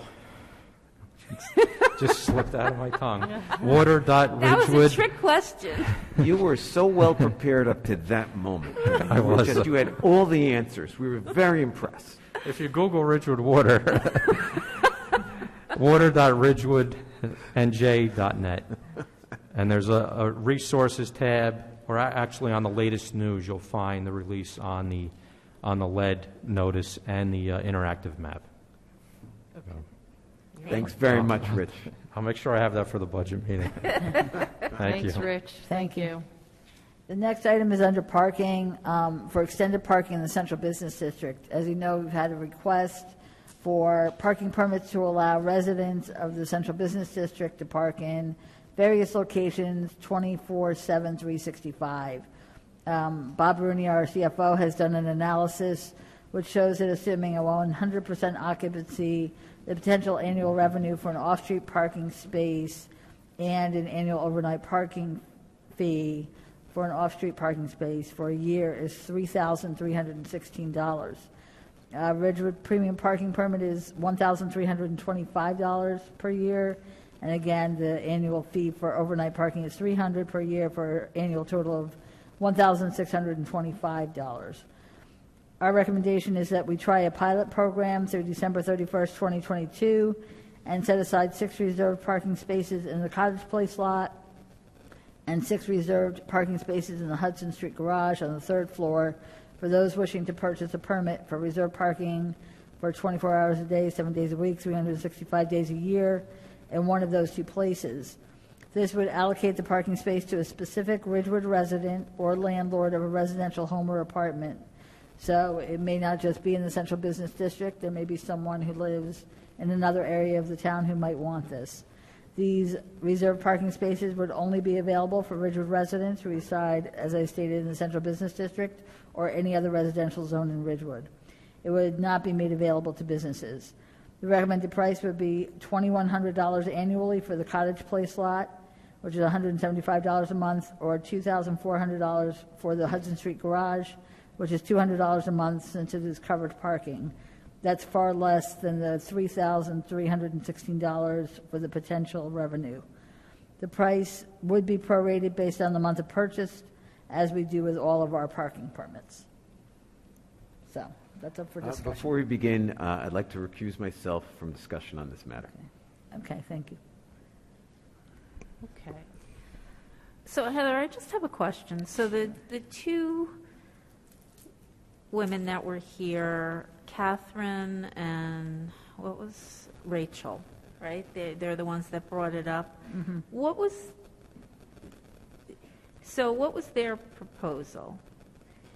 Well, what they said is they looked at other towns to see what they did, and they mentioned that some allowed it for free, some had like $100 a year. The reality, though, is that, for us, it's not possible to do that. Obviously, we have a parking utility, which has to support everything that's going on within the utility. And so that's why the potential annual revenue for a parking spot for that length of time was given, as well as the amount that would be paid if they had a premium parking permit, which is parking in the Hudson Street garage, as well as the annual overnight parking. So I've got a couple questions. So say somebody lives in the downtown and their apartment does not come with parking. Right. So what do? They buy a permit for Cottage Street? What do they do? Well, it depends. They could park in Cottage Place all day. And then we have overnight parking in various locations. So we have overnight parking in the Hudson Street Garage, in the Prospect Street lot, in the Garber Square, and in the Cottage Place lot as well. But what So- I'm asking is, what would they pay? Like, say, okay, they rent an apartment. So they if need it's park- $1 an hour in the Cottage There, Place. oh, there's in no any lot. permit they can get No. for living downtown No. and then pay No. for a No. parking spot. No. The only one is the overnight. And so the overnight parking fee is $300 a year. Right, we do it 6 months at $150, or or they can, usually they don't buy a year, because, sometimes they get it in the middle of the lease, or they, if they know they're going to be there for a year, they could get it, but it's usually they do it for the 6 months. I just think this sounds like so much, I don't know. I mean, I guess if somebody were to rent a garage that they had to put their car in, it would probably be $100 to $150 a month, and then they'd probably have to walk pretty far to their apartment if it was in the CBD. So if you look at it in that respect, it's a decent price, but I don't know. The parking garage is, is empty. I'd like to see us get some revenue. So just so I understand, the premium is $1,325 and the overnight is $300, so theoretically they could do that currently for $1,600, correct? $1,625. So for around $1,625. So they can currently, somebody can park commuter parking and then do an overnight, and for $1,625 they could achieve their objective, which is to have a place to park. But the difference here, and I just want to make sure I'm understanding, is in this instance, parking space number 1 through 6 would be reserved, and you would be assigned parking space 1, Pam's number 2, Mike number 3. So everyone has a parking space, and we're marking them. So the value in the 2,100, the price difference is Basically knowing you have a spot regardless, and you know where it is. so when we look at the difference, the 2,100 from the 1,625, how did we calculate the extra $500? That's my roughly question, 500, too. right? Where did we get that? Where did we conjure the 500 from that placed the value on the just the reserved parking space? The 450 difference to the 2,100 from the 1,625, you mean?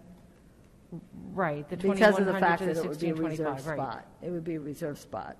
And, $175 a month was the number we, are recommending, but certainly this is up for discussion. So if you want to reduce that, that's up to you. But why wouldn't we just say, look, for the price of a premium and an overnight, we're going to bundle and just do the 1,325 and the 300. Why don't we just bundle it? Because what we have there is the sale of a overnight and premium parking pass, and all we've done to achieve that, to get that added revenue, is mark a couple of spaces reserved. I mean, it's not going to cost us to mark it reserved, and so, to me, why just add that extra money? I agree. And I hear Bob Rooney's voice in my head saying, money is money. And 1,600 is a fair... It's money. Yeah, That it's is a money fair that amount. Actually, we don't have, because what they're doing is they're kind of jockeying for spaces, and this just puts them in a place that actually, in the long run, is better for us, because it probably takes people off the road and moving their car around and doing that whole kind of thing. So they have a space to go to, and it's actually easier. It's better for us. I think we'll be able to better gauge the demand as well. This will show us how many people really can afford it and want it at that lower price. And based on the demand, maybe we raise it next year if we continue the program. But I would start with a low figure. Yeah, I agree. I mean, I would too. I would just put the Hudson Street garage a little bit higher. Yes, because it's covered. it is covered. Yeah. But I don't think we should be hitting our residents over the head with So 1,300, do you want to do 1,300 for cottage because the non-premium permits are 1,000, and then it'd still be 300 for the overnight. So did you want to do 1,300 for cottage place and 1625 for the for park? the garage? I would That's my say that's question. good for me. So let me ask another question, and just because it says here it's not for businesses. Right. But if somebody lives in Ridgewood, they live over by Paul. They live in Ridgewood, they live by Paul, but they own a business. And so now he says, hey, you know what? I'm going to get one of those because I can park a car there. So how are we going to say that Paul can't buy one of these and reserve a parking space 24 hours a day? And the reason I ask that is because, well, I guess really for a business, nothing prevents a business owner looking to use spaces if they live in town for their business. Nothing prevents them from buying a premium pass and just parking there anyway. And then They can do that, or they can buy even the CBD parking permit. Yeah, we have employee permits too, so they just buy an employee permit. Fine, I answered my own question. Either one. Yeah. All right, yeah, I say we go with the two lower prices and just try it. And the other question is, this then is open to anyone who's renting an apartment in Ridgewood. We can't really discern whether or not they do or don't have parking assigned to them. Correct. But I thought our recommendation was to open it to anyone in a residential zone. Perhaps you have too many cars in your driveway, and Right. you would like to have a place to park your car. But you're park only- that extra car. You're only going to offer 6 in cottage and 6 in the park. Right, I mean, correct. I would think they get that. I don't know. I don't know. hope that's going to get We have filled up no real idea, quick. Right? We have no idea at the moment what's going to happen. But So we're going to call it a 24-hour parking pass? Is that, it's going to be specifically, though, for Ridgewood residents. And again, you tell me if you want to open it to any resident in any zone, any residential zone, or just the central business district.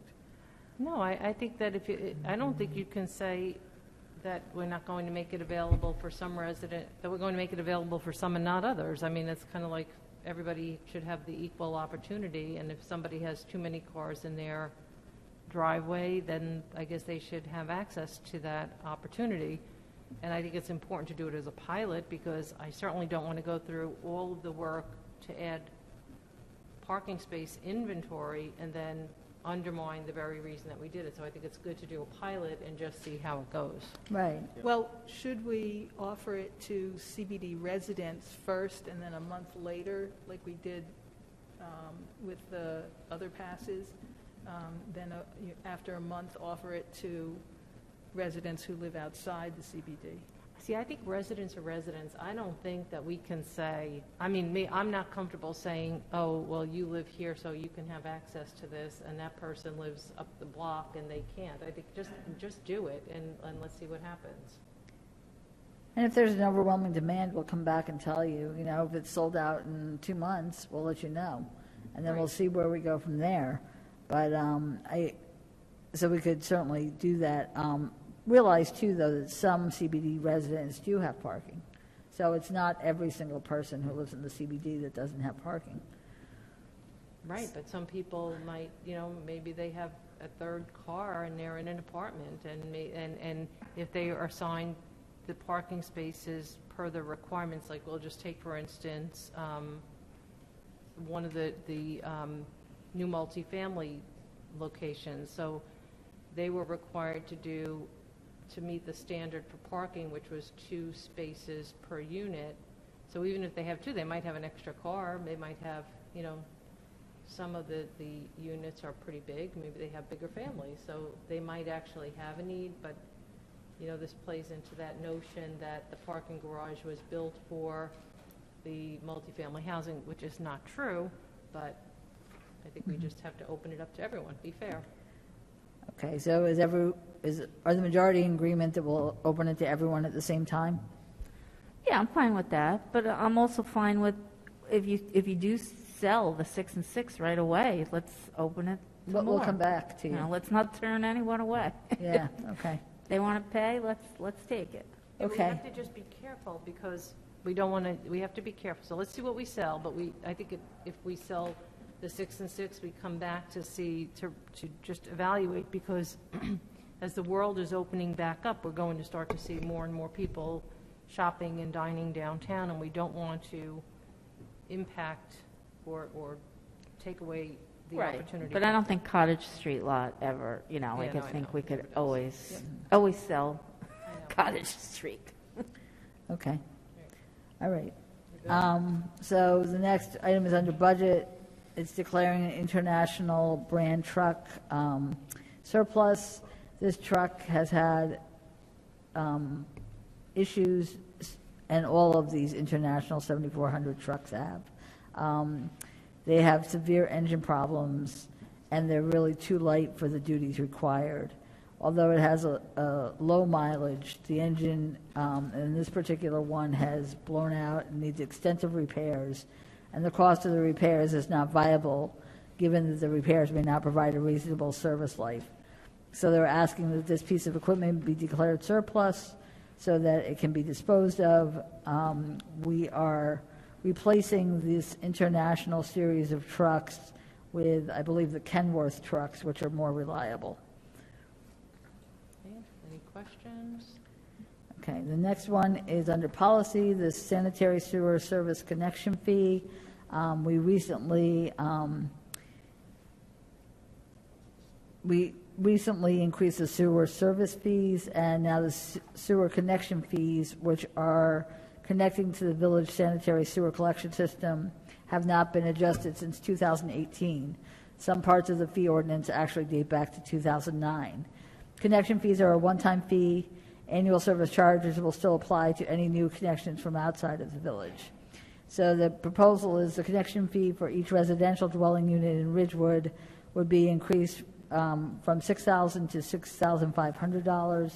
Connection fee for all non-residential development would increase from $6,000 to $6,500 up to 6,000 square feet of gross floor area, and then for each square foot of gross floor area over 6,000 square feet, from 75 cents to $1 per square foot. The connection fee per dwelling unit in a town adjacent to Ridgewood with an executed interlocal services agreement with Ridgewood for collection and treatment services for domestic sanitary sewage, it would increase from $5,000 to $7,000, plus for each EDU report thereof from $200 to $250. So that is the recommendation of Mr. Radisauer, our village engineer. Okay, questions? Okay, the next item is, we had proposed to place blue spruce trees on the berm at Shedler, and apparently they are suffering from needle drop disease. And so what we want to do is swap out the blue spruce for a thuja green giant tree. Our village arborist has looked at it, and he agrees with the proposed replacement with the thuja green giant. It's a species we've used for screening plantings at the Habernickel Family Park very successfully. It's also deer tolerant. We contacted SHPO to make sure that they are aware of this and requesting permission to make this tree substitute, and they have approved it. Okay. Any questions? Questions? Okay. The next one is selecting an energy consultant for Eager. Councilwoman Perrin, do you want to take this? Sure. The next step in the EAGER process, that stands for Encouraging Alternative Green Energy for Ridgewood. Since we passed the ordinance, we need to engage an energy consultant to guide us through the process of hiring a third-party contractor. Sustainable Jersey suggests that we go out to bid, even though technically it's a professional contract and therefore we don't have to. And as I pointed out in our memo, Ridgewood has hired Gable Associates in the past for other tasks, and they are the energy consultant who came to speak to the council in January of 2021. But my recommendation would be to put it out to bid, and the sample request for proposal is attached, and I thought it was enlightening because it shows you the scope of work and what these consultants really do. It's quite a bit. We don't pay the consultant directly. The third-party contractor would pay the consultant, though, of course, that cost is folded into the price that the third-party consultant would offer the village. So Just say that's my that last line recommendation. again, Pam, because you're not in your microphone. Oh, sorry. It's okay. Say the last line again. Folded into. Okay. The energy consultant's fee would be folded into the third-party supplier's price to village residents. But in the template of the RFP, that would be spelled out. We won't be in the dark. We will know what that fee is. So even though the village isn't paying the consultant, the taxpayers and residents are paying? Not directly, no. And, you know, there's no fee at all unless we agree to the contract. No, but I'm just saying, directly or indirectly, even though the village, as an agency, isn't paying the consultant, the end user that's absorbed into their bill. True. So our residents, Yes. our taxpayers are paying the consultant. Okay, I just want to be clear. Yeah, and I wanted to say that up front. So my recommendation would be to put out the RFP. I agree. I think we should go for the RFP. And, Yeah, that's good. And the subcommittee, the Green Ridgewood Subcommittee on Eager has worked up a matrix of questions that you might want to pose to the bidders if you were interviewing them. The interview process is what Glen Rock did, and I leave it up to the administration how you want to proceed on that. But Okay. I would recommend doing the RFP. So does everyone agree to do the RFP? Agreed. Yes, Okay, that's we're good. good. RFP. The next item is our proposed revisions to the tree ordinance. We are starting at Chapter 260, Section 260-7. That's where we ended the last time. Right. Does anybody have anything they want to say about this section, 260-7? So just so we get through this, does anyone have everyone had an opportunity to read this, correct?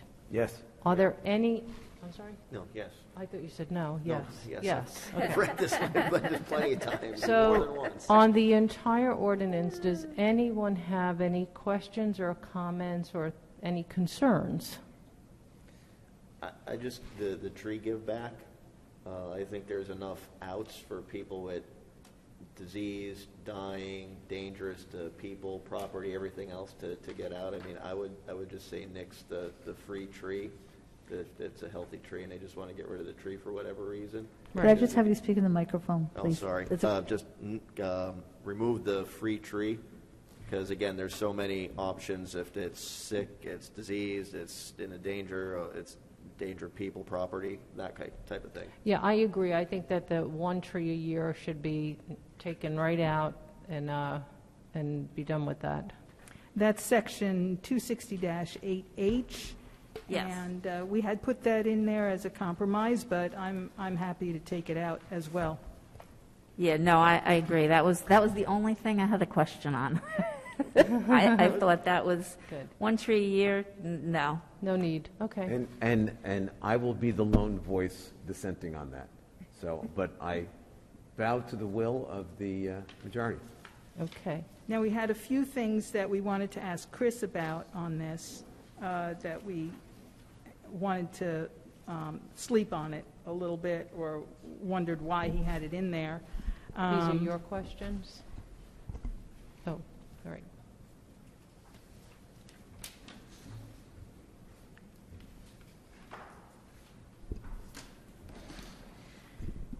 In section 260-4, B, there's a reference that, well, it's a long sentence, but it's the clause, unless the director of the Department of Public Works or their authorized designee has issued a permit to do so, and we weren't sure what those circumstances would be. And I've spoken with Chris, and he said, well, if it's dead and the homeowner needs to widen their driveway, and they're doing it with zoning board approval, why not allow that? So I would propose we leave that in. Good evening, Mayor and Council.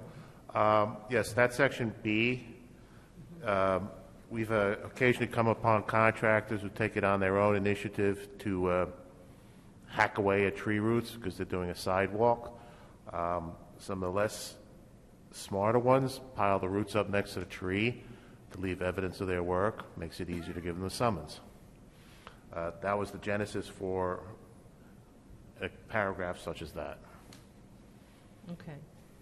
Next item? Okay. Then, in section 260-5E, there was some question about the phrase injurious chemicals, and we thought we wanted to discuss that further, and, well, Mr. Rudershauser is better at thinking about what those things might be, and he suggested it could even be salt water or bleach or gasoline. So to me, injurious chemicals is pretty descriptive, and I think covers it. Yes, unfortunately, there are people who will use underhanded means to diminish the quality of a tree, hopefully moving it to a condition that, under this ordinance, would warrant its removal. If evidence of that comes up, we'd like to have an ability to address it. If somebody were to use, like, say, a hydrocarbon substance, gasoline, diesel fuel, to poison the roots of a tree, you're going to see that stain because it's also going to kill the grass. Okay. So I think the next one, I think I had a question on. I just want to make sure I find it here. Sidewalk driveway. It is where you cannot, defective sidewalk slabs within 5. What number? Oh, on C. But are we still on Yeah, 260-5? I'm sorry, 260-6. Bump out. Okay. Defective sidewalk slabs within 5 feet of a tree shall be removed, new slab cast. Okay, so that's fine. So you just don't want a defective nobody would put back a defective sidewalk slab, right? The reason the language in Section C is there is there's a lot of uplifted sidewalk slabs near trees. In working with Declan on this ordinance, our certified tree expert, he's concerned that slabs are just picked up, roots are ground, and the slab is just placed back. He would much prefer a bump out or a round out be constructed when it's warranted to give the tree a better survivability. But this doesn't prevent somebody, there's nothing in here that says that somebody can't put the slab back. It says defective sidewalk slab, right? That is correct. So if somebody just has a perfectly good sidewalk slab and the tree roots, so they have the arborist comes in and says, okay, this is what you need to do, and they're able to remove the roots, then they can just put the sidewalk slab back down, correct? Well, yes and no, because a defective sidewalk slab is what necessitated the action to begin with, because the slab is uplifted. If there's a vertical fault between one slab and another that exceeds, say, 1/4 inch, 3/8 of an inch, that's considered a defect, necessitating an action by the property owner to correct it. So what you're suggesting is a sidewalk slab is lifted by a tree root as a result of a defect and not because of the root of the tree? It's lifted usually it's lifted because of a tree root, and you'll get the differential, which is a tripping hazard. That usually results in a letter from our office. And then we request that the property owner correct that. The way the village has those corrected is the property owner hires a contractor, contractor gets a permit, and then we coordinate with the Parks Department, once the slab is removed, any root grinding that's necessary to reset or reconstruct the slab, or unfortunately, as has happened, is the Parks Department has to remove the tree because root grinding would not allow the tree to be safe afterwards. Declan is very careful on how much roots are ground because we do not want to leave a tree behind that is more susceptible to windstorm damage. So I just want to be clear, a sidewalk slab, because this states that a new slab cast in accordance with the village arborist directive. So, okay, tell me if I'm missing something, because I'm understanding two different things about a defective slab. Go ahead. From what I've gleaned from conversations with Declan is that a lot of times, like, the arborist doesn't have any authority to tell somebody that they could do a round out or a bump out around a tree. So if the slab is right next to a tree and it's lifted, and in the past, if he said you could save the tree by doing a round out on your sidewalk and getting rid of that slab, the homeowner could say, no, I don't want to do that, and then the perfectly good tree could be taken down. So I think this gives Declan the authority to say, you can't put that slab back because it's right next to the tree, and if you just re-pour it and do a round out, then you could save the tree. And then that gives him the authority to say that, and then you would have to have a new slab put in because the other one would be defective, because if he kept it, it would kill the tree, or grinding the roots would kill the tree. Mike, just so I understand, when you say a round out, you're talking about the sidewalk curving away from the tree, yes, towards the person's home. Right, yeah, Right. yeah. It's a bump. Instead of Got going it. straight, I just want to know what we're talking about. you're going around. And Yep. it's, if you see, there's several examples on, almost every street in Ridgewood, you could find a bump out or a round out. Some are slightly different than others, but that's basically it, yes. Is that, and I don't know, is it more significantly higher cost to do that? Because, I think the reason I ask is because just trying to think like the person who's confronted with this situation, they have a tree that through no fault of their own, they had a perfectly good sidewalk that they paid for, and the tree that they didn't plant, we planted, the village planted, lifts that perfectly good sidewalk up, and they can do something with the roots and reset that. But if it's too close, they have to now pay to do a round out. And when they had a perfectly good slab, and there's a real cost to people. I mean, it's a significant cost for people. There is a Everything cost, adds that up. is correct. The deputy mayor did explain the process quite accurately. The goal, though, here is to preserve as much of our trees as possible. I know. We have come across many residents who would prefer the tree to be removed. Right. And, Declan, being who he is and what his position is very much more towards the preservation of those trees. The resident may incur additional costs, that is correct, but the end result is they do have a tree in front of their house instead of nothing. Right, I'm not arguing the trade-off. I think it's a good thing, but I'm just concerned that somebody's going to say, look, I can't afford that, take the tree down, or, and I don't know what the difference in cost, but in any event, we'll leave it. Okay. Not entirely sure. Paragraph D, the following paragraph D, we had thought it was redundant and we were going to take it out, but Chris thinks it's important, and I'll let him explain why. Oh, I'm sorry, I didn't have my mic on. I'm sorry. Are we still Paragraph D, we had thought to delete that, but Chris thinks it's important, it's not redundant, and I'll let him explain why. Yes, I asked that D be kept in because this section, 260-6, is the one that discusses sidewalk construction and driveway enlargement. So anyone focused on that, I want them to see that paragraph so they realize that is also a condition of this ordinance. Okay. And then the last two things are in 260-5. Let's see. Oh, G, the words conditions surrounding a tree, we were wondering what kind of conditions surrounding a tree could be manipulated so that it would threaten the viability of a tree. And Chris mentioned some things to me that I had never thought of doing. And so I think conditions surrounding is appropriate. Yeah. Conditions surrounding a tree could be quite simple. Fill it up with earth around it. That is a common problem in larger scale subdivisions with new homes built. Many times developers fill soil over the roots of a tree. It causes a very slow suffocation. Those trees expire generally within a couple of years.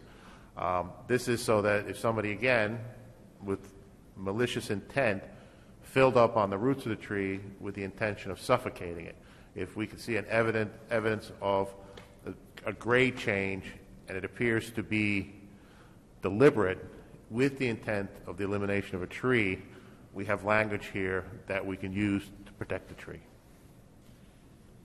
Okay. And then the last point is in I of this section, having to do with decorative lights. We were going to discuss that further. My thought is this creates a lot of burden for the administration, and I would just say no decorative lights can be hung on any public right-of-way trees. So, yeah, I kind of, Pam and I actually discussed this whole thing over the phone a couple of weeks ago now, right? Yeah. So, and this was one of the things that we isolated. I kind of feel like, why should we have any lights affixed to village trees in any right-of-way for any period of time? And I get that it looks pretty downtown. I love it downtown, but I think somebody then has to monitor that. And I think I think it's an impossible thing to monitor, and I think it's just easier to say, don't do it. You are correct, Mayor. It is much easier to say no. I have been in downtown. I think once I was on a tour looking at trees, we found trees with decorative lights in them. They had been there over a year, and you could see where they're starting to get grown into the tree to the detriment of the tree.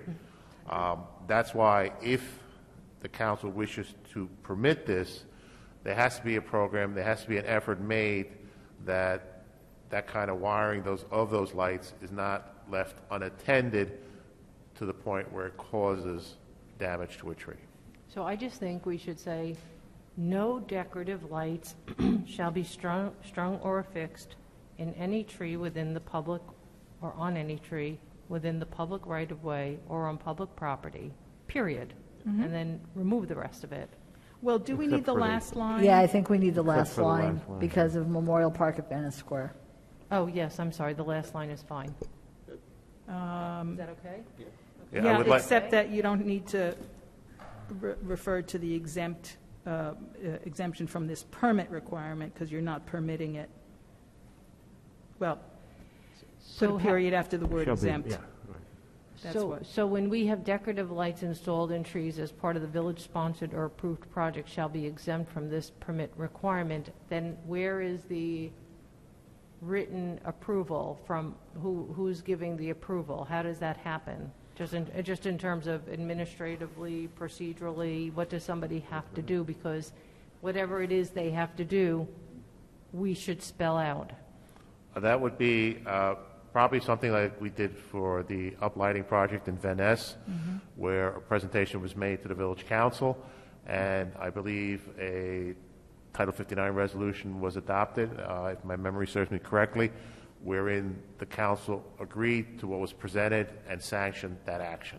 So should this then say decorative lights installed in trees as part of a village-sponsored or approved project shall be exempt from this permit requirements when village council approval is established, or? I think We're you need to already think. saying village-sponsored or approved. I think you also have to think about, though, downtown for the holidays, and you have the tree at the train station and the tree in the park both being lit up. And, do you have to have them come every year and request that? Oh, so you're saying it's an already, I'm sorry, Pam, you're right, I was just going to say we could do approved. this similar to what we do with some gift issues. All right, if everybody can hear me. What we should do is maybe do this similar to what we do with gift issues, is that leave it to the village manager to make the decision who shall refer any concerned case matters over to the village council for approval. We do that with gifts. If there's a gift of a certain level or a certain thing, she will make the decision, because sometimes these things just need to be done. They've been done on a regular basis for a long time, and we don't want to disrupt that if it's a village-sponsored event. So if we can get that done, I think that might be just one way of dealing with it. Okay. I'd like to see the village manager just be able to deal with it, but I can understand the council's concerns, and maybe that's a good way to approach it, because we did the same thing with our gift ordinance. I agree with Matt that this should, for village-sponsored events, that should be in the purview of the village manager. Right.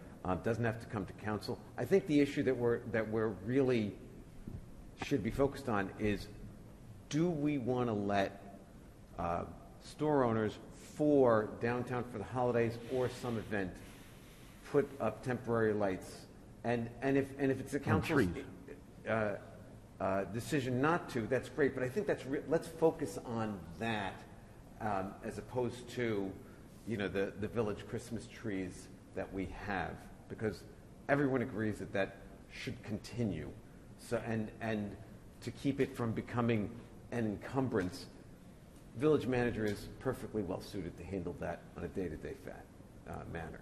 So if we focus on whether or not you want to let store owners put lights on their trees to make it more festive, yes or no, is that really a better way to frame it? It is a better way to frame it. Thank you, actually. It is. I say the more lights, the better. I really like lights downtown. I think it would be wonderful if, don't say the 3 months. Say they have, if you want to give dates from December 1st I would jump back January just a little bit, 15th or like something. middle of November to middle of January. Gives everyone plenty of time. A lot of people like to get their stuff up because, downtown for the holidays sometimes is on the 2nd, for example. So, and I think it entices people to go downtown, like to look at, just like when they decorate the windows. It brings more people in. I think, I wish every shop and store owner would decorate their windows and put lights outside. There are so many ways to decorate. I don't think you need the trees as well. Yeah, I agree. The lights kill the trees, and people are going to forget, and they're still going to be left on, and nobody's going to catch it. And before, I think that lights are going to get left on. They're going to forget. Somebody's not going to catch it in the village, and eventually it's going to kill the tree. So I'm not in favor of lights on village trees. And it's a it burden. is festive. It's nice, but we're back to square one with this. Like, how do you monitor it? Who's going to go around and make sure it's off on this date? And if it isn't, and what if they miss it? And I'm just and to that end, Mike, if on January 15th, our code enforcement officer literally wandered around town and said, yes, no, ticket.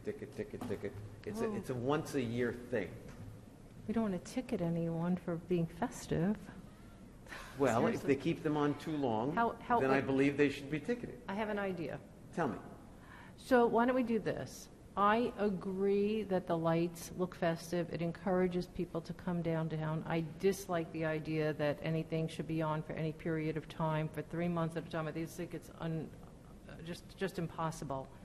What if we say the village manager is authorized to work with the chamber, and that's not something that we have to memorialize in this, but why don't we just say that the village manager will work on these dates with the Chamber of Commerce. The chamber sends out a notification that says December 1, and then the chamber sends out a notification on January 15th. All tree lights are gone, and leave it at that. And then a second follow-up notice that if the trees aren't gone, you'll be subject to a violation. But we want to have that. I think it's important to have that happen, but I think maybe we should collaborate with the chamber and just say, here's the time that this will be permitted, and then this is the time when it will end. Does that? But not every business is a member of the chamber, are they? No. Well, not So every. I But think the best way to do it is let the village manager make decisions with regard to any requests from CBD businesses to utilize trees for lighting and go that route. I mean, the more cumbersome you make it, I think, is just going to make it more difficult and easier to get lost. And, So for the I think it's purposes of better this, to though, give the dates. If you're going to allow the business owners to do it, give the dates in this. I think the dates is the simplest way to require a business to petition the manager. I'm sure the manager is going to look at that in October or November and say, why can't we just do it by the dates? And by the way, if we look at the cafe permit applications, if anyone will tell you, they all come rolling in on the first 65-degree day. So, this is, and certainly the chamber and the guild can spread the word.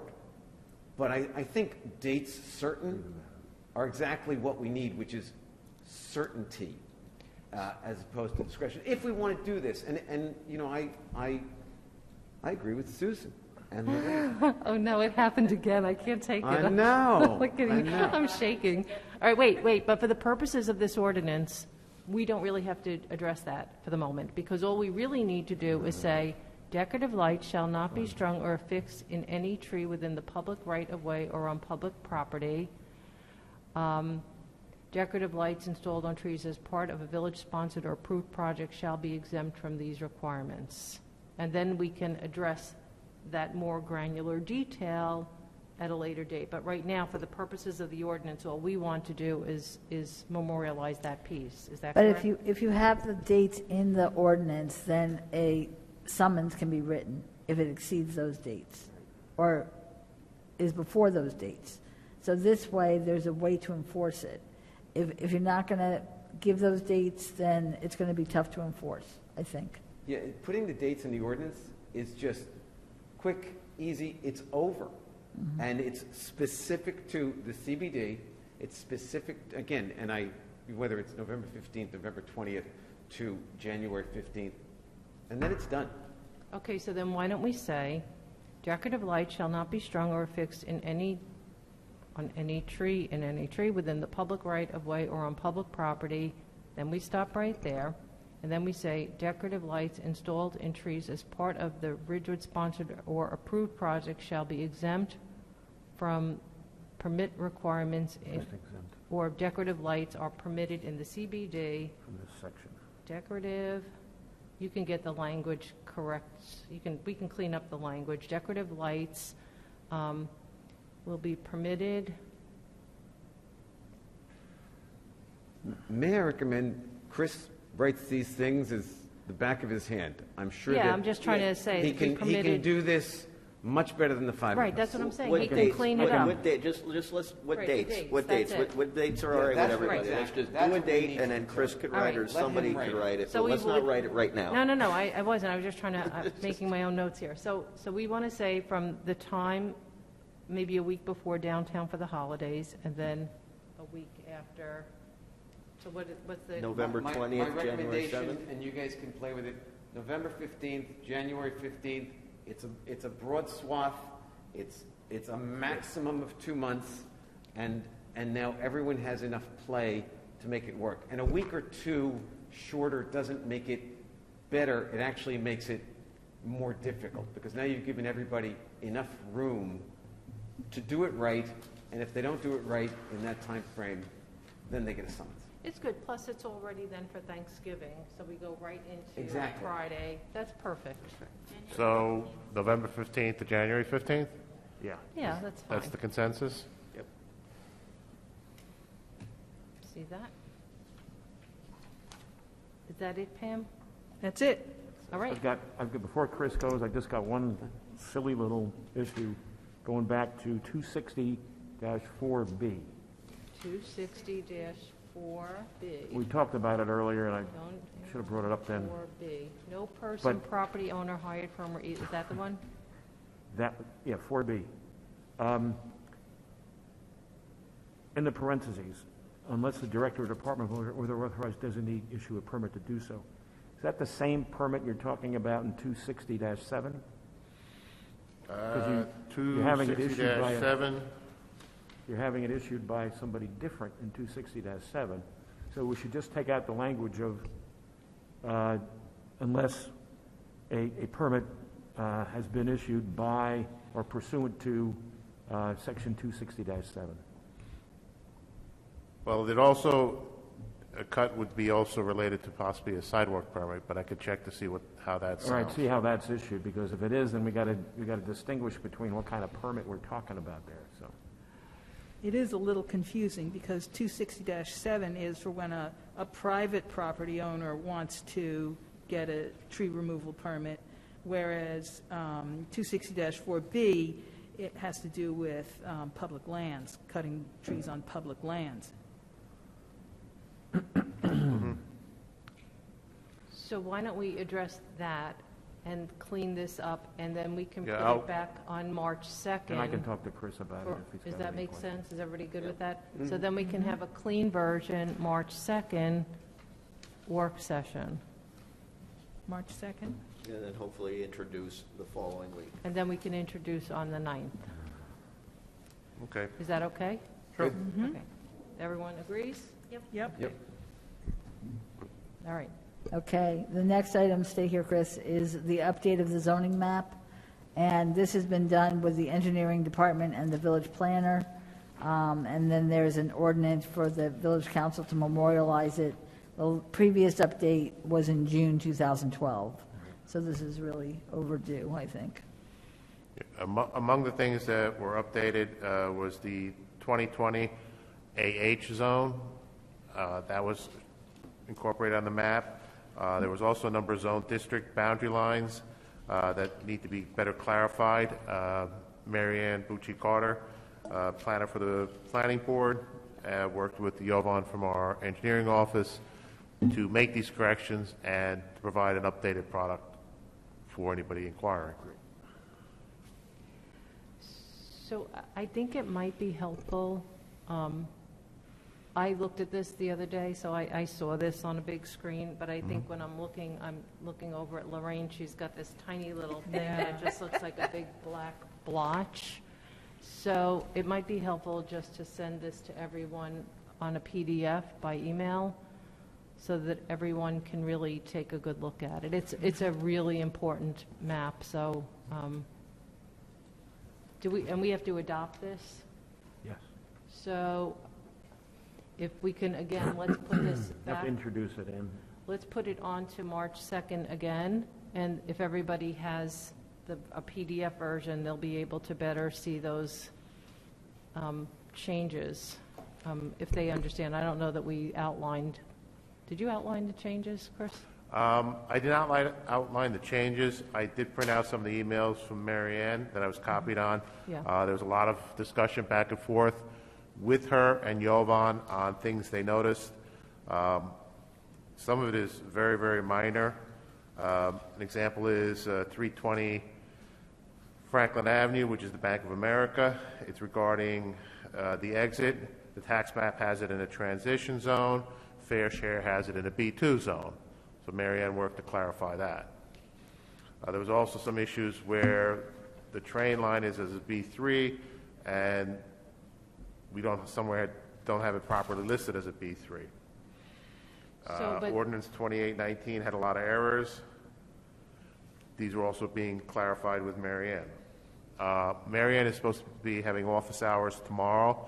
I can ask her if she can put together a list of some of the bullet points on the corrections that were made to the map that the council could then have with the PDF of the map you're requesting.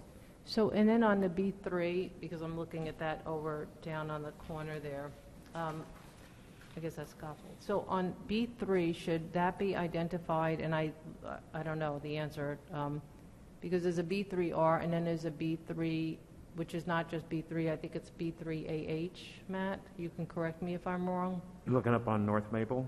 Well, I'm looking at North Maple, and then Goffle as along that Hawthorne border, we have a couple of areas that we did those overlays. I'm sorry, I I'll didn't just have remember. to check it with Yeah, but another, I just I'll heard- have to check it with another pair of glasses because it's Yeah. pretty It's hard small. to read.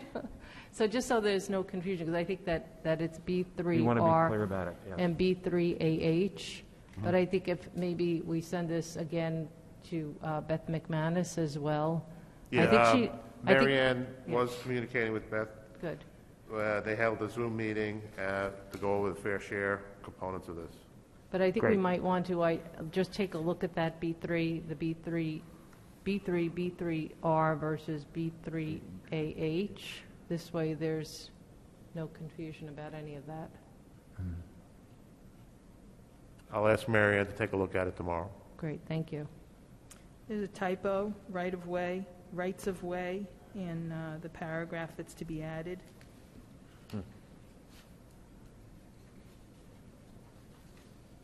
On the ordinance? Yep. It says rigs of way. Yeah.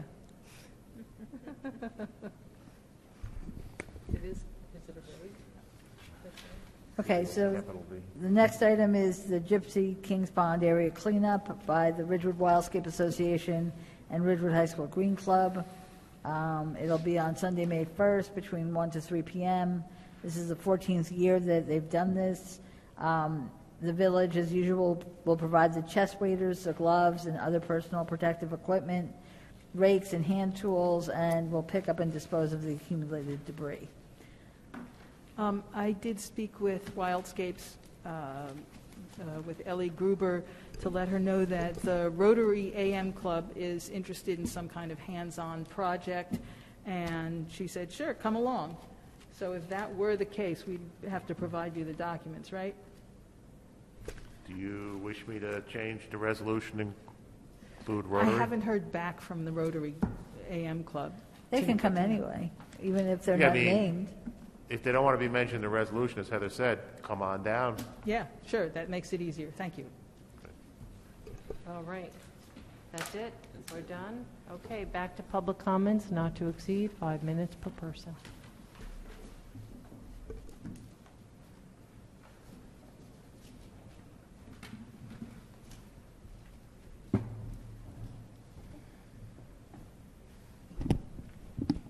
Hi, Lillian Blood, 250 North Maple Avenue. Lillian, You probably just pull- wondered just- why I just- wasn't here earlier. Just Can pull you hear that me? down. Yeah, go ahead, and just speak a little bit Speak more. how? Speak up a little into that microphone so we can hear you. Thank you. Yeah. Actually, when you guys talk to one another, we cannot hear you back here. It's just all mumble, so it's a real problem. That's good to know. Thanks so much. So Lillian Blood, 250 North Maple Avenue. I didn't get here earlier because I have my grandson with me this week and completely forgot about the meeting. I know that the panels were going to be coming up for discussion, and I understand that maybe it's going to be discussed 2 weeks from now or whatever. The problem that I see is that somehow some people don't understand it's not a problem of noise. The noise is not the problem. The sound of the pickleball is not goes to where the people who have been complaining complain. We have been playing there for, even during this winter weather. But on Monday, when it was lovely, we all went down to Glen Rock to play. We had 5 courts filled down there with waiting time, because Monday we can't play here. Why is the sound different on Sunday and not Monday? And why is the sound different on Thursday and not Friday? It's a real problem. And without even the sound panels, you can open up the days of the week so that people who can't play on Tuesday, Wednesday, Thursday, and Saturday and Sunday can play on Monday or Friday if they have the days off.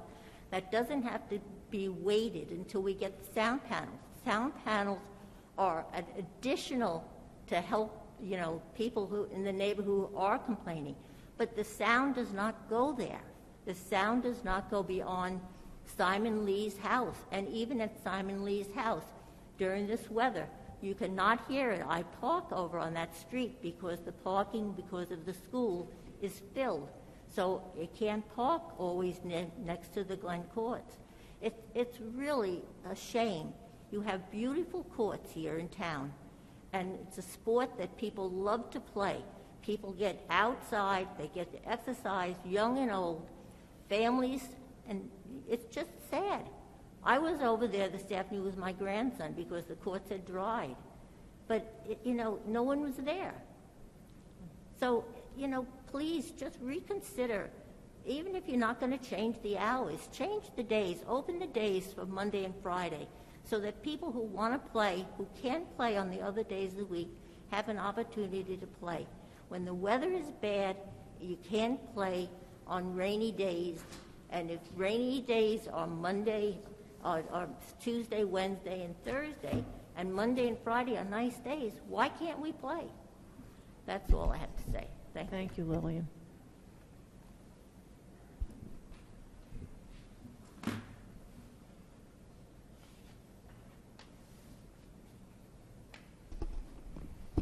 Rorick Hollaby, 1 Franklin Avenue. I wonder whether I should keep my mouth shut because, yet again, I'm disgusted. It's a deja vu all over again. If Susan Knudsen doesn't want to see something happen, she will put every trick in the book. I've seen it with One Village, One Vote. I've seen it with Health Barn. And the same thing is happening with Pickleball. Her description of the movement of sound was really silly. I mean, and Mr. Vagiano's, Paul, I should say, let's wait 2 weeks and have a vote. Okay? And if Mike does what he should do, what he has been doing, then you have the 3 votes. This idea of arm wrestling this matter on and on and on is just ridiculous. The amount of wasted heat, talent, energy that I've seen over the last 6 years is just ridiculous. There are so many problems that we have in Ridgewood that should be addressed. Pedestrian safety is one of them. And yet, I barely hear anything about it. Also, I was absolutely disgusted. Now, let me ask Ms. Knudsen and Ms. Reynolds, did you get permission from Nancy Begos before you contacted the salesman? Or did you go around behind her back? If you went behind her back, you're doing something terrible. There is something called the Faulkner Act, and I assume, Mr. Rogers, you can tell them what the Faulkner Act is. Are you running the village hall day in, day out for you to start calling salesmen? I mean, I can see you calling the salesman with Nancy Begos, not on your own. You are trying to undermine the process.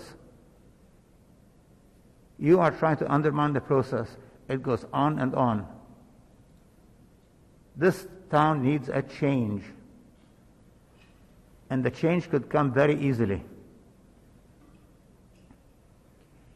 This town does not elect a mayor. It elects council members who then select a mayor. So Susan Knudsen was selected as mayor. She can be unselected.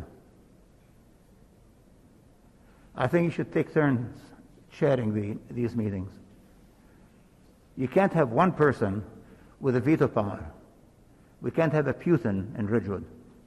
Thank you. Okay. Before I adjourn, I'm just going to address that. I think that it is our job to not just do everything in lockstep. It is all right to disagree. It is all right to do your own research. It is okay to ask questions. And anybody out in the world who thinks it's inappropriate for somebody to ask questions or to reach out and get additional information is engaging in a disservice to the village community whose tax dollars we are charged with using to purchase these items. So this was a big ask, $24,000, and I commend Councilwoman Reynolds, and for myself, I will call anyone anytime I want if it's in my materials and I have a question that needs to be asked and answered. That is my right. I do not check my rights at the door. So with that, we'll have a motion to adjourn. So moved. Second. All in favor? Aye. Aye. Aye. Anyone opposed? Thank you.